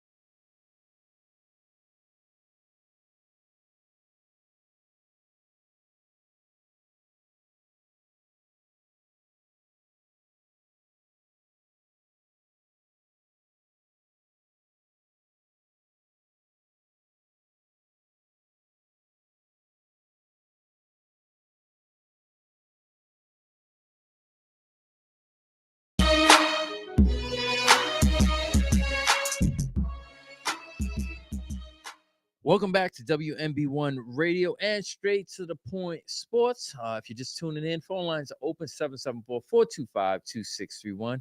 We can talk about whatever you want to talk about, or whatever we talked about in the past, or if there's something that you want to talk about, we can kick it that way.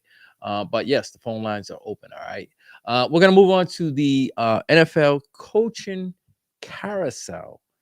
Which has come to a standstill. Musical chairs, and somebody's got left without some chairs. Yes, it's come to a standstill, and unfortunately for a number of veteran coaches, they're going to be looking from the outside in this year, which includes, someone that we thought was going to get a job, and pretty much have their, would have their choice of jobs, and in the way of Bill Belichick. Also, someone who's is he older? Who?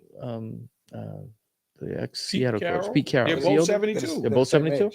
Yeah, So that's why I thought that was a trend, because both those teams hired people half their age.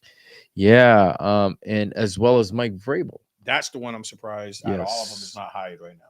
Yes, people like him. He's a player's coach. Years ago, when he had a more viable team intact, he did a lot more with less. Yes, he's shown us. You know what hurt him? When he lost his offensive coordinator, because Vrabel was a defensive guy, but he had a nice. I forgot who his offensive coordinator was, but he went off and got a job somewhere, and that hurt him, because we're building around Ryan Tannehill, who was hurt, and then you had rookies come in, but. Which one is surprise? To me, Vrabel's the biggest surprise. Well, I only because of Bill's demands. That's why I never thought Bill was going to get a job, because of the position he wanted to hold. He wants too much. Yeah, and he's past that. That was his failure in New England. Why would somebody else make that mistake? So I don't know if you guys followed Mrs. Smith, Stephen A. Smith, his take. He thought that Bill would be left out because of his the mistakes that he made, not only as a GM, but the biggest glaring mistake was wanting to move on from Tom Brady when Garoppolo was there. He wanted to get Tom Brady out of there. Not only did Tom Brady prove him wrong, he went on to win 2 more Super Bowls, one with New England and one with Tampa Bay. He said a lot of the people that, a lot of the insiders that he spoke to felt that Bill's inability to properly look at and grade talent has dropped off. Especially offensively. Defensively, he has a keen eye for, and he always is a good drop. But on the offensive side of the ball, and the number one mistake was the Tom Brady debauchery. And they said, if you can do that with the greatest of all time quarterback, then why am I going to hand my franchise over to you and let you be the, the number one person saying this guy either fits and he doesn't, when you couldn't go and adequately go and make a fair grade on Tom Brady? You were ready to push him out the door, and all he did was win 2 Super Bowls in 5 years. And then he compounds that by showing he doesn't have the GM skills to find replacements. Tom Brady masked all those shortcomings about his bad drafts because Tom Brady elevated everybody in the room. So even though Tom needed more talent, he still was able to adjust and win. Well, there's not many Tom Bradys out there. Yeah. And not only did he have to replace Tom Brady, he still didn't have the talent for a viable quarterback to succeed. And he has no idea what's going on in the offensive scheme of things right now. And let's pile on to that. Let's not forget that he gave a second year quarterback who pretty much in the first year was his best year. He gave him two different offensive coordinators, one which was the defensive coordinator. They both were defensive. Both of them coordinators. I'm like, what the heck Well, is going O'Brien on was here? there last year, right? Um, No, it wasn't, O'Brien, Bill O'Brien was the offensive coordinator last year. this past year. This past year. yeah, He Bill left to O'Brien. go to It Ohio was State. it was the other dude. I can't remember. Josh McDaniels. No, he was, He with was the there Raiders. before O'Brien. No, it was someone else. They had what's his face, the pencil guy calling the offense. Yeah, that's Matt. That's Matt Patricia. Isn't it? Yeah, Patricia. Yeah, that's what They he had said. Matt Patricia calling the offense last year. Yeah. Um. Not this past year. No, this no, No, past the year before. So, But yeah, so that also, you were bold enough to say, I'm just going to give this guy whatever I got, and you're going to like it. And the results, he gets all the blame. and the results couldn't have been more disastrous. So Stephen A. Smith said that, everybody's looking and everybody's saying, well, he wants to be GM, but it goes beyond that. His insiders were saying that was a lot of the talk, a lot of the chat was as a result of that. So that's why he's looking on the outside in at not having a coaching job. How could he be mad at New England when everybody else feels the same way? Because he obviously went there with that dialogue on his interviews, and he only interviewed for 2 teams. Well, when you've been successful for 20 years, and you think that it is going to still roll over, and it hasn't, and the clock keeps turning, and it hasn't. It's probably equivalent to a superstar saying, I'm good, I'm gonna get another contract. I'm good, I'm gonna get another contract. And then the contract never comes around because your talent, in your mind, you think you're good, you're just as good as you were those first 2 contracts. In his mind, he thought he was just as good for those last 2 decades as he is now. And yesterday's price is not today's price, my man. No, it doesn't work that way. And here's where we're at. Everybody else sees it but him. So yeah. But yeah, I would have thought that he would have, just off his cachet of his of his resume, that he would have got at least one of the jobs. Well, one is kind of hard because you're competing against Harbaugh, who was another hot commodity coming off a national championship, has pro experience. People knew he was there for the taking, and it's been confirmed he's getting $16 million a year to coach. Oh yeah, at no small cost. Yeah, but the Chargers have an offense ready-made to go. They just weren't utilized right. They had another guy with questionable offensive calls. They got some key pieces on defense as well. Yes, so I feel like Harbaugh can coach both sides of the ball, but he's going to develop Justin Herbert. So that was, if it wasn't for him, he might have been the next guy in line for that job. But that's the only other job I could have seen him getting, because Well, I'm surprised Atlanta would have been a rebuild. They weren't ready to win now. The big thing I'm surprised at is the kid from Washington. Dan Quinn? Huh? What do you mean, a kid from Washington? The offensive coordinator from Washington only got one interview. Oh, Bieniemy. Yeah. I was going to bring that up after we talked about it, saying that's my biggest surprise that once again he was snubbed. Like, he wasn't well, even, Just By his own team. yeah, he didn't even get an interview on his own team. No, he got an interview there, Oh, but I thought he went there to be the successor. exactly. well, And to prove that it was him, not Andy Reid. just think about it though, right? What are the prerequisites for hiring a head coach in the NFL? At least one minority. Yes. He was the token But I thought he was brought over there. under the last ownership. It's a whole new ownership That is- now. that is true. It's a whole Yes, new that is ownership.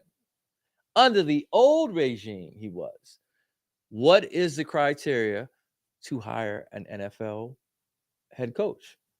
The minority rule. You have to interview at least one minority. I don't think all the he Chargers was- did. All he was a Rooney token. rule, No, right? they did. They do. You have to. You have to. So that's the part of the Rooney rule. Sure. The You only one that have didn't do to. no interviews was New England, but they hired a minority. Yeah. You have to. It Anti-Rooney. has to be one, and it has to be. You have to show the NFL that you've done it. The only people that get away with it is the people with the interim tag. That's the only way you can circumvent it, is the people with the interim tag, because you can roll him right over and say he already had the tag, but he was a minority anyway. So it doesn't make no difference. So what did we get? 2 new minority coaches because the Four. interim changed. So you've got Raheem Raheem Morris, you've got minority coach. I got you got Antonio Pierce, you got Gerard Mayo. Rod Mayo, yeah. That's the 3 I remember. Yeah. I don't remember nobody after that. I want to say it was Somebody was of Hispanic descent, wasn't it? Who went to Carolina? Dave the guy. Canales, Hispanic, Yeah. Hispanic descent. Canales. He was the defensive he's considered coordinator in Cleveland or minority. something, He's or- considered. No, Jim Schwartz was in Cleveland, but he came from somewhere that had a good defense. So it goes like this, and in this order: Dan Quinn filled the last position for Washington. Mhm. All right, Mike McDonald was the second to last, Seattle. Raheem Morris, Atlanta. Dave Canales, Carolina. Jim Harbaugh, Chargers. Brian Callahan, Titans. Antonio Pierce, Raiders. Gerard Mayo, Patriots. Yeah, so three minorities got jobs. Four. minorities. Four. Oh well, yeah. 3 black, 1 yeah, the Spanish. yeah. 3 black, 1 Spanish. Out of all those coaches, okay, out of all the new hires, who do we think is going to have the biggest impact? How about? Yeah, it's got to be because he's just, I don't know. So he actually is going into the best situation. Mm-hmm. He has, out of all those teams, he has both sides of the ball ready made. Yep. He's got that pedigree. Because you look at it, the only other team that I would say that I think that would probably be second best would be Gerard Mayo, because he has a good defense. He has to coach up his offense. I might go with the Raiders.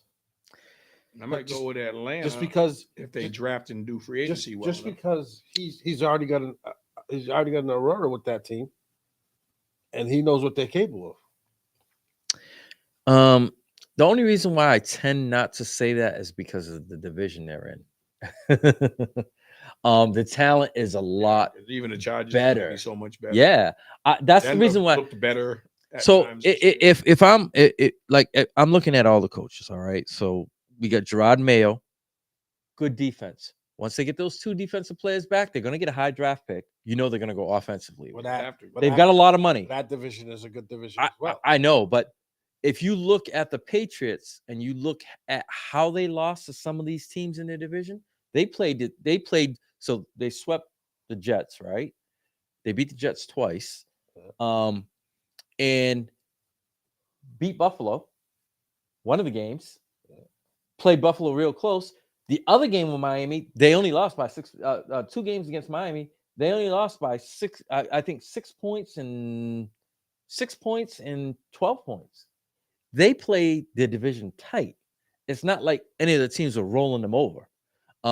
So I'm more inclined to say that Gerard Mayo, because he's got a top 10 defense. All right.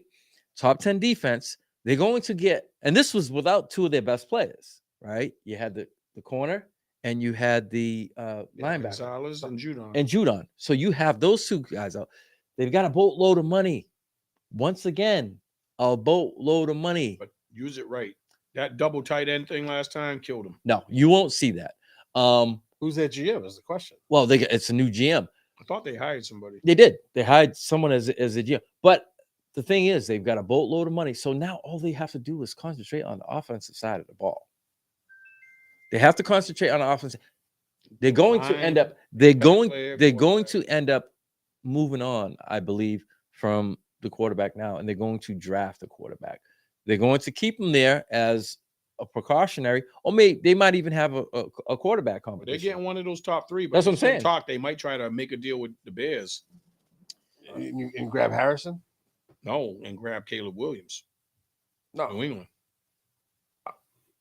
I thought they were making a deal with the Bears for Fields. Yeah, well, that too. Yeah, for Fields, they want to go with. That's a possibility. If they go with Fields, now there's a possibility that they can grab the wide receiver. But you got to do pre-draft finagling. At what price are they going to give it? Are they going? We know they probably won't give up the first because he's in the final year of his. He's in the final year Contract. of his contract, so you're going to be assuming a lot of that money. So one would be out the So question. you keep your 3. Is it? Are you gonna give up a 2 or are you gonna give up a 3? That's where it gets dicey. All right, you can.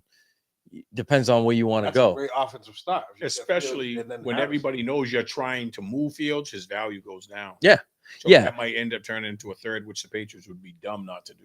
Yeah, exactly. So I tend to look at it because let's talk about it. All right. So you got on one side of the ball, I think you are sitting pretty. Defensive side of the ball. I think you're sitting pretty. The Raiders, bad division, lot of talent. Anytime you have Kansas City in your They played Kansas City. yeah, they played him tough. But They beat 'em once. still yet, yeah, they beat him the first game. They lost the second game. Still yet, I just think that I think that the Chargers are going to get exceptionally better. Yep. And they got a high draft pick. Yeah. They're like number 5. Yes. Denver's in flux. We don't even know who's going to be Russell their quarterback. Williams, the Russell Wilson situation. All right. So we spoke about Harbaugh. Carolina Panthers, there's a lot of work to do there. Yeah. A lot of Nothing. work. A lot of work. They don't even have a number 1 draft pick. Atlanta Falcons, there's light in the tunnel. There's light in the tunnel. If they get Atlanta. a quarterback, There's light. You got a running back. they're You sitting got a at tight like end. 7 or 8 right now. You got a tight end. Who'd they get? Raheem Morris. That's the biggest. I don't know. He had one stop. I wasn't impressed with his style last time. I think he's a good defensive coordinator. I don't know. Where was he at? Tampa? Tampa. Yeah. Seattle. Mike McDonald. No, nothing about him. Exactly. Baltimore before? He was the defensive coordinator? Yeah, he was something on defense. Yeah, somewhere, defensive but I think- I don't Dan know. Quinn, defensive coordinator. Well, Washington. Seattle needs help on Washington. defense. No, he's a head coach of Washington. He's a defensive coordinator. Oh no, I was thinking of the dude that took the Seattle job. No. Yeah, he was Dan the Quinn, defensive coordinator. defensive coordinator. Washington needs God right now. They need God. They're probably the second worst job behind Carolina. They don't have. Hey, Ron Rivera was at both those franchises recently, wasn't Yeah. Riverboat Ron. So yeah, I'm going to tend to lean with the Pats a little more because with the money, with possibility, and people are talking about it, with Fields going there and then them going he? after And Harrison, that's a pretty good they start. grow right there. together for a while. Yes, that's a pretty good start there. And then shore up the offensive line. Yeah, so they'll lose DJ. They've got a tight end. The Patriots, they've got a tight end. He's just got to show up. Jasicki? Yeah, you got to show up. He didn't do much. I mean, but then again, you don't have a good offense. It's hard to showcase yourself, right? You don't have a good offensive line. They got to work on their offensive line. They got a good running back. They got a good running back. So now you get the wide receiver, throwing the tight end. Lineman. Yeah. Well, they're gonna draft heavy and hard on the linemen. Because if you get There's a lot of offensive linemen in free agency. yeah, they've got If the they money get one good offensive lineman in free agency and one good that works out in the draft, in the draft. that's 2 out of 5 spots right there. You know, You want to go with they got one decent offensive lineman right now. Who was the guy that came back from the Raiders? Went to the Raiders, came back. But he didn't have a great year this year, but still a good talent. but He left in free agency and now he's back. But my point is, I think that they have the defense, and then they have, if we're talking in the way of getting the quarterback and then going with the wide receiver, that's a great start right there. Immediately, you're probably, with just them two on the team, you're probably going to win a couple more games. Yeah. A couple of those games that you lost that were close. You're good. It's going to. And then you throw in the pieces that go in there with the linemen, another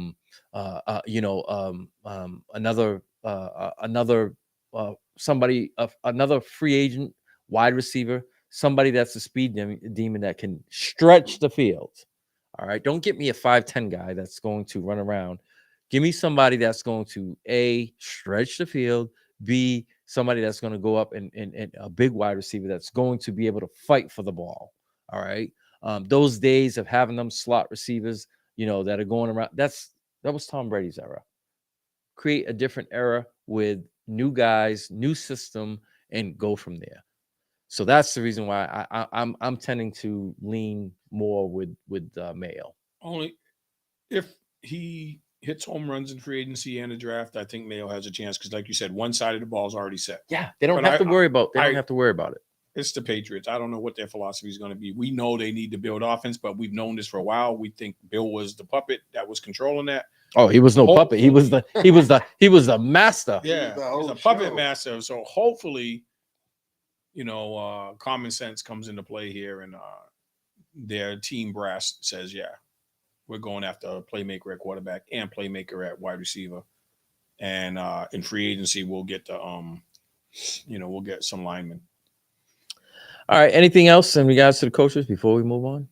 Why do you think Eric Bieniemy is not getting a head coaching job? Well, because I thought he came closer in the last 2 years than he did this year. Well, look at the team that he was on, and once again,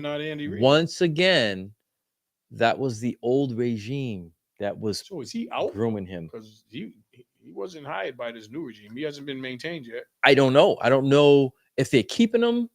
I don't know if he's gone. I don't know. Come on over to But just think about it. Just think about it, right?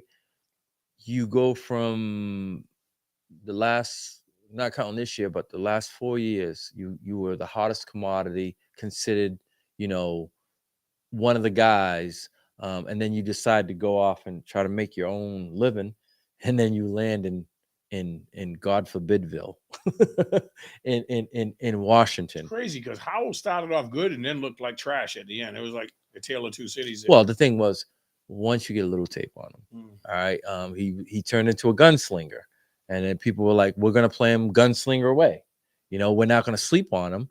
So the first five games, it was, he was a fantasy freak. And then after that, slowly started seeing him fall off, slowly, because people were like, you know what? We're gonna make you run. We're gonna make you run, and we're going to take away your pass. And they couldn't adapt to. They're not enough talent. Not enough talent on the offensive side of the ball. They have two good running backs. They have decent wide receivers. Yeah. It isn't as if you can say, oh, their wide receivers are scary. Offensive line is questionable. Yeah.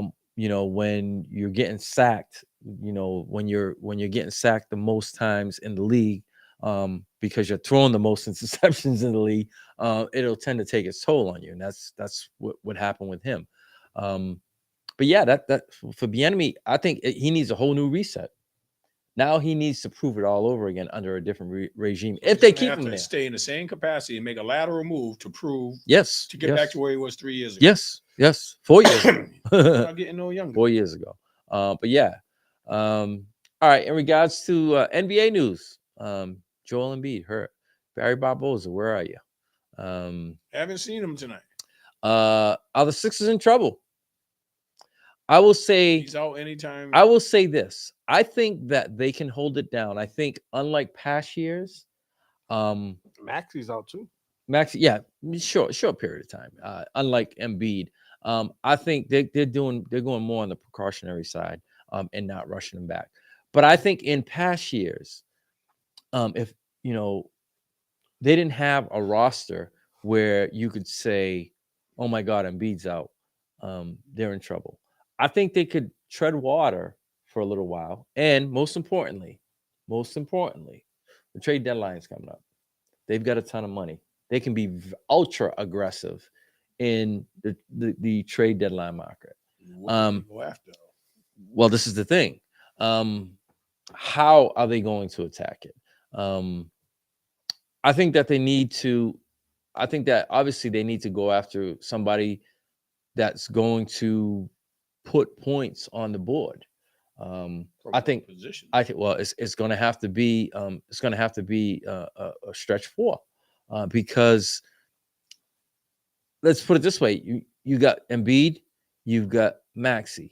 I need somebody that's going to bolster my bench when I decide to give both of those guys a break, or one of the Tobias two Harris is guys a not break. that guy. No, Tobias Harris hasn't been that guy. He's old too. He's in the final year of his. We did say that, right? He's in the final year of his contract, He's close. or It's next around to there. it. It's Um, close. but he's been a major flop for But when picking you him look over at Butler, when you look at what you bypassed him for, and you look at what he's done, he disappears a lot. And he disappears a lot in the playoffs, most importantly. You can't have him disappearing and then Embiid averaging 12 to 14 points less. It just doesn't make for, good results. And so I think they have to go after, a 4, somebody that's going to possibly play a bulk of the time with the second unit to be able to give them points. They have the money. We seem to forget that they still have Harden money. Now, what they do with it is a different story. they'll get a lot of competition from the Knicks because I think they'll still make another, whether the injury to Randall is long term or not.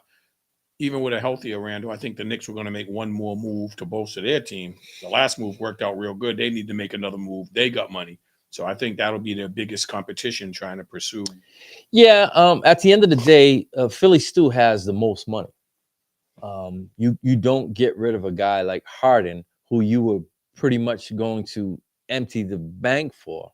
And I think with the move when and Anunoby brought their cap money down more.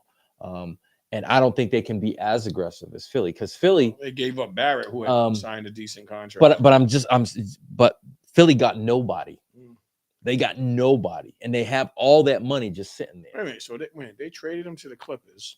Yes, What did they get back in that deal? they got what's his name? The guard there. What's his name? The crazy guard there.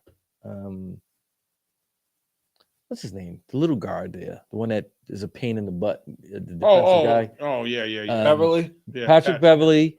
Not a deal. Not a franchise changing. No. They got draft picks. I believe they got draft picks too. Are you looking it up? Yeah. And they got another player too. What's his name? The light skinned dude. PJ Tucker.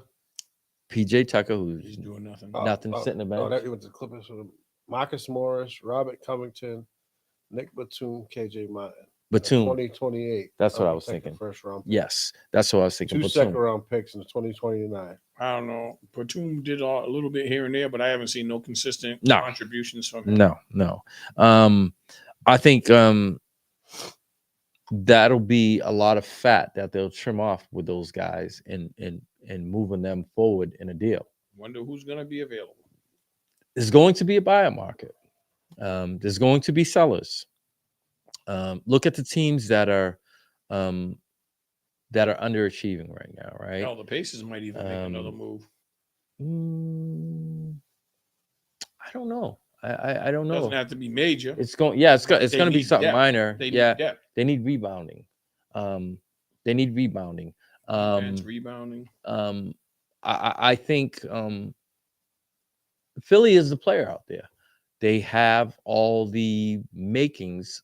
They have players that they can throw in that could match potential salary, and they can take on salary. So there's a name floating out there that I heard is going to be dangled. Do you think anyone Atlanta of these Hawks? teams? Yeah, DeJounte Murray. He's the number one. That's what they need.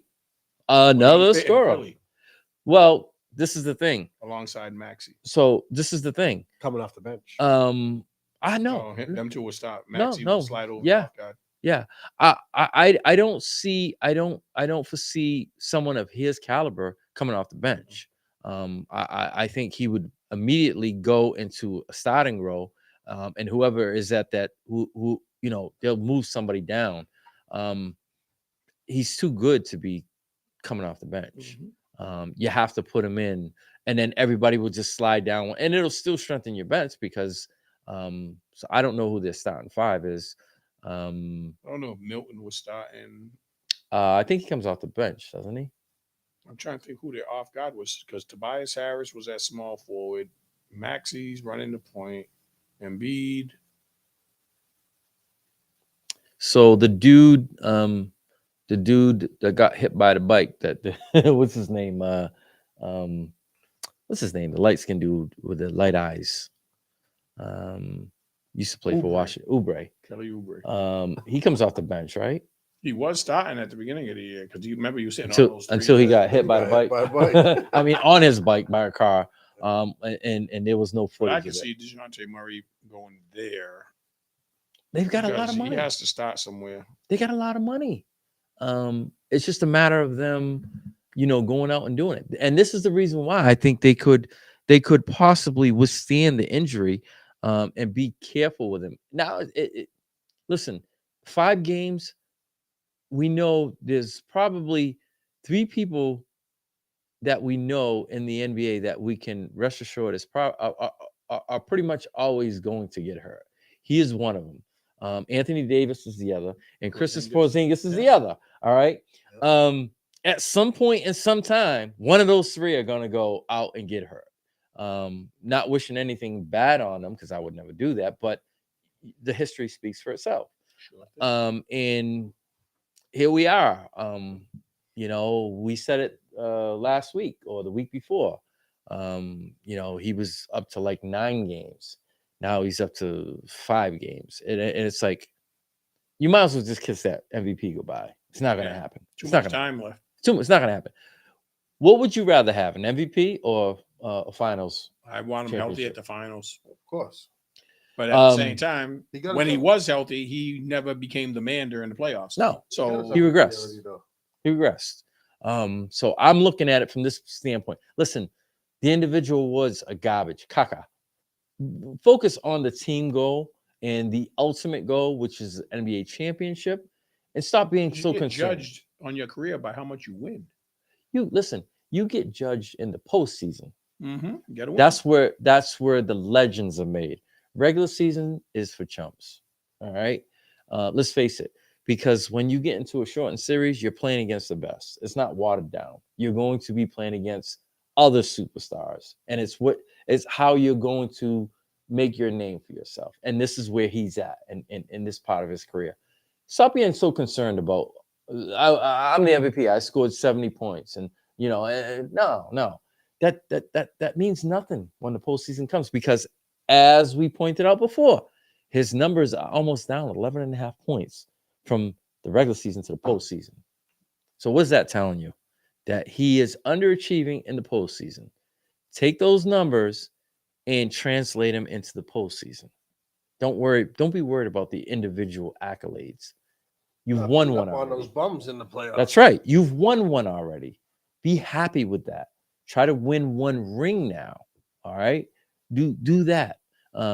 Do something that hasn't been done in Philly and is just as long as something that hasn't been done in Detroit. When was it? 1984. 1982 was the last time, or 1983 was the last time the Sixers won with Dr. J and Moses Malone. Here we go, right? Tony. So do something and make a difference that, something that hasn't been done in a long time in Philly. And stop worrying about the individual awards. That's what it breaks down to me. When is free agency? We looked that up last show, I think. It's free agency Thursday. Trade? NBA? You mean trade? The trade deadline? Trade Trade deadline. deadline. Yeah. Next Thursday. Yes. So yeah, you're going to see a lot of moves. And like I said, he's the biggest fish right now. You gotta try to, strike out for him. Get up to bat and at least strike out. If you're gonna go down swinging. Right. And make it happen. As luck would have it. No AD, no LeBron, the Celtics are losing by 3 at the end of the first quarter.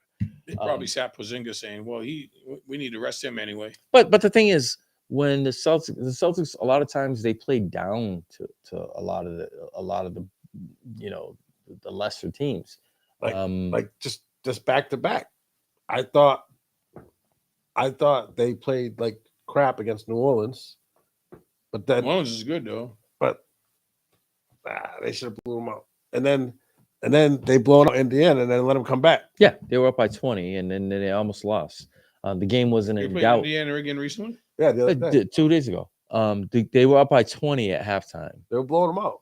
And then they went on a 18-2 run. Yep. And then the game was close all the way up until 3 minutes left in the game. Once again, and they sat Halliburton. He was on a minutes restriction. They sat him. He completed the third quarter, and he was at his minute restrictions. That's a whole nother different story. I got a lot of concerns with the Celtics and moving forward. They are who they are. When they're hitting threes, they look really good. Yeah, it's just when they're not hitting threes, they love that game plan. Just fucking. You need to have a backup plan, and it doesn't seem as if they have that. When they're not hitting threes, it's more threes, and when it's more threes, it's more missed threes. Case in point, against Milwaukee, they were one. The first half, I think, no, they were 2 out of 19. Just kept with no regard, just keep chucking them up. And against the Clippers, where they just got blown out. Same thing. They were 3 out of 21. And another big concern with the Celtics for me is the other day against Indiana. At one point, I seen those 27-4 in second chance points. Yeah, rebounding. That's great. 27-4. Yeah, rebounding. Yeah, I it's tough for me to figure out the identity at sometimes. They started off as a good defensive team. Since then, they dropped their probably 8th, 7th, 8th. A lot of the offensive efficiency hides some of that because a lot of times you're up and it doesn't really translate. But when you play against the better teams, that's it's going to show. It's going to show. And losing at home the way they did to the Clippers, that was eye-opening. You miss 3-pointers and you keep missing and you keep chucking them up and you keep getting further behind and you still keep chucking. I mean, at what point do you say I got to go to the basket?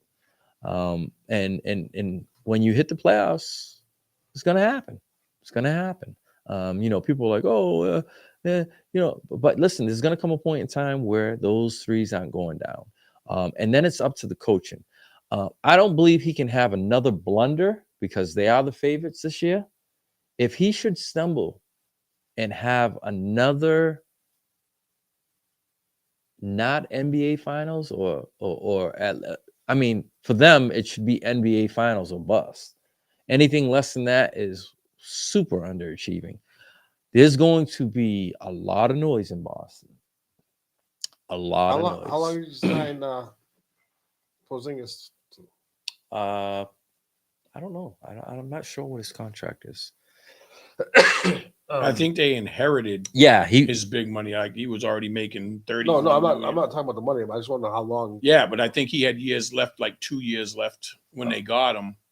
But he had already been on a decent big money contract. So this is like a peekaboo. And if he does well, he's looking for that next payday. Yeah, that injury bug is hard to pay when you don't know. I'd have to put a clause like MVP clause. You got to play this many games in order to get this. So money. I think they dodged a bullet with him.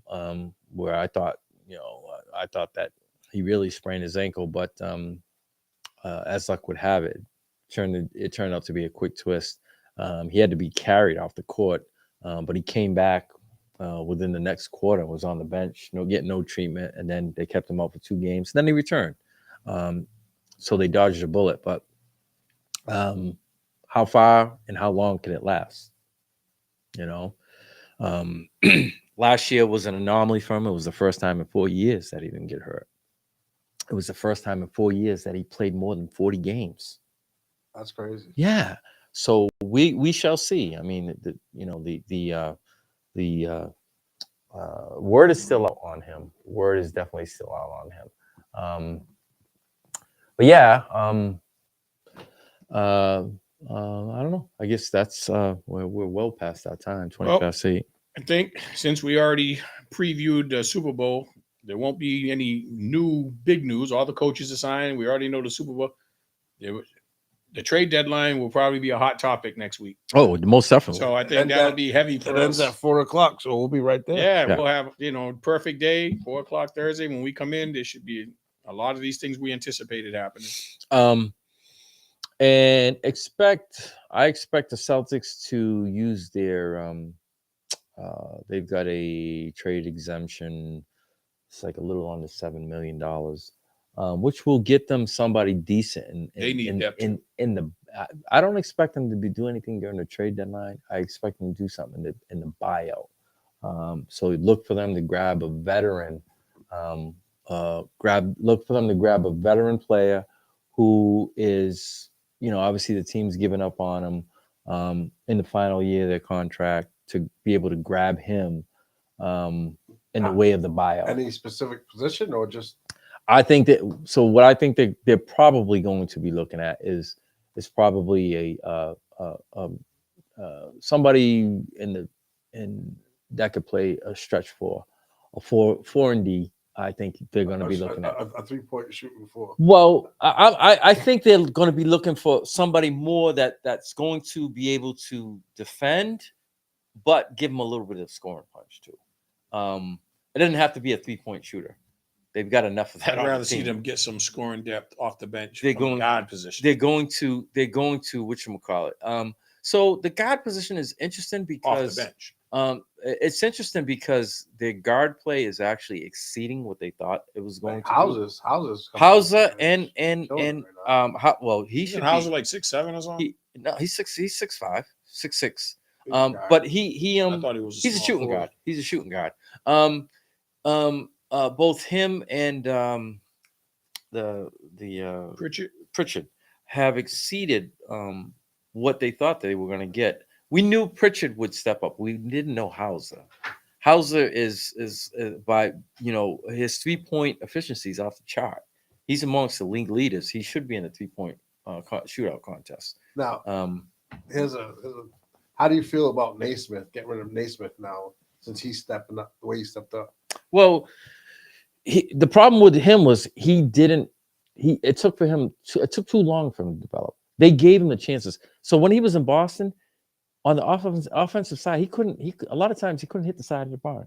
Now He was does. more of a defensive player. Yeah. That system fits him well because it's volume shots. Yeah. They want to shoot literally with 15 seconds into the shot clock. So there's a lot of high volume of shots getting up. So he has that. He has that. So coming out, they thought they got the steal of the draft with him in a shooter, and he was a better defensive player with the Celtics than he was for awesome offensive player, and that's not what they had in mind. But yeah, he's working out well for them. But that was the thing. The development for him was too long. It didn't grow and flourish like they thought it was going to.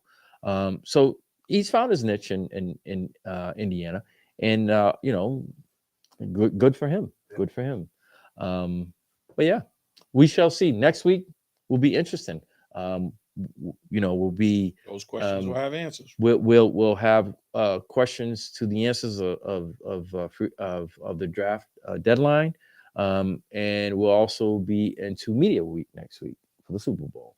I know there's not much, but there's always something that goes on during the course of the week that makes some news for either good or negative. For college players, the Senior Bowls is all this week, so we'll see the week of practice and review plus the game itself. Because one name that rose up the boards that I was surprised was Spencer Rattler. They said he looked real good in the first 2 days, on Tuesday, Wednesday. I don't know about today. We shall see. But with that being said, we'll sign off for this week. Also, don't forget, we are hosting a comedy show next week, next Friday, a week from tomorrow, at the Whaler Motor Inn and Suites in New Bedford. and we've got a heck of a lineup going on. We're going to try to get a host, Chris Tabb. a live interview. We're working on it. Janine's working on it. If we, She'll make it we won't probably, obviously, with tomorrow being the end of the week, but at some point next week, we set will the have them. table. We will have them. And I did reach out to our headliner as well to see if if he wanted to do an interview as well. He had mentioned he did. Just let him know. I did. I sent him a message.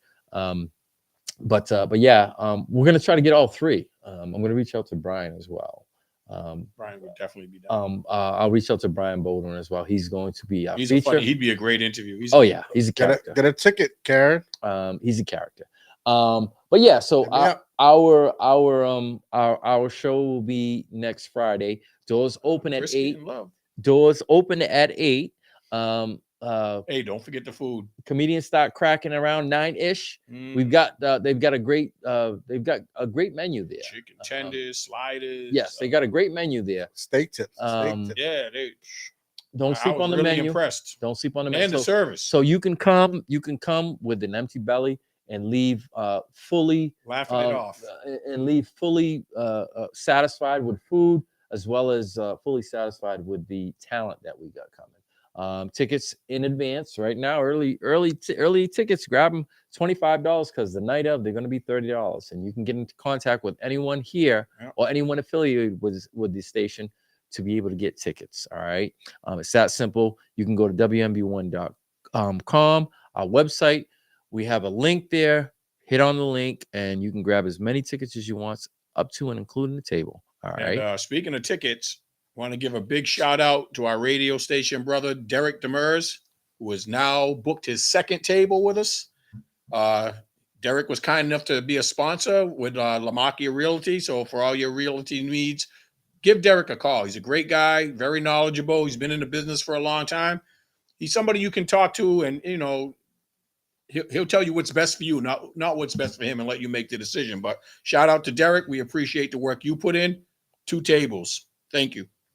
Yes, and as I said, be sure to if you don't grab any tickets, go to wmb1.com, grab the tickets. We've been, in case you didn't know, we've been giving away tickets on Mags in the Morning with Janine. If you want to tune in tomorrow morning, 8 to 11 a.m., we'll be doing the same thing. We'll be giving away tickets, but you got to tune in to win. Tomorrow, Mags in the Morning with Janine Hunt, J9. All right. With that being said, we're going to wrap it up, and we're going to get on out of here. And make sure to check us out next week right here on Straight to the Point Sports. Until then, everybody have a great night, and we shall see you next week. I would like to introduce. Okay, let's go. New online radio station. WNB1 Radio broadcasting live 24/7. All music genres. WNB1 Radio. Your urban music link.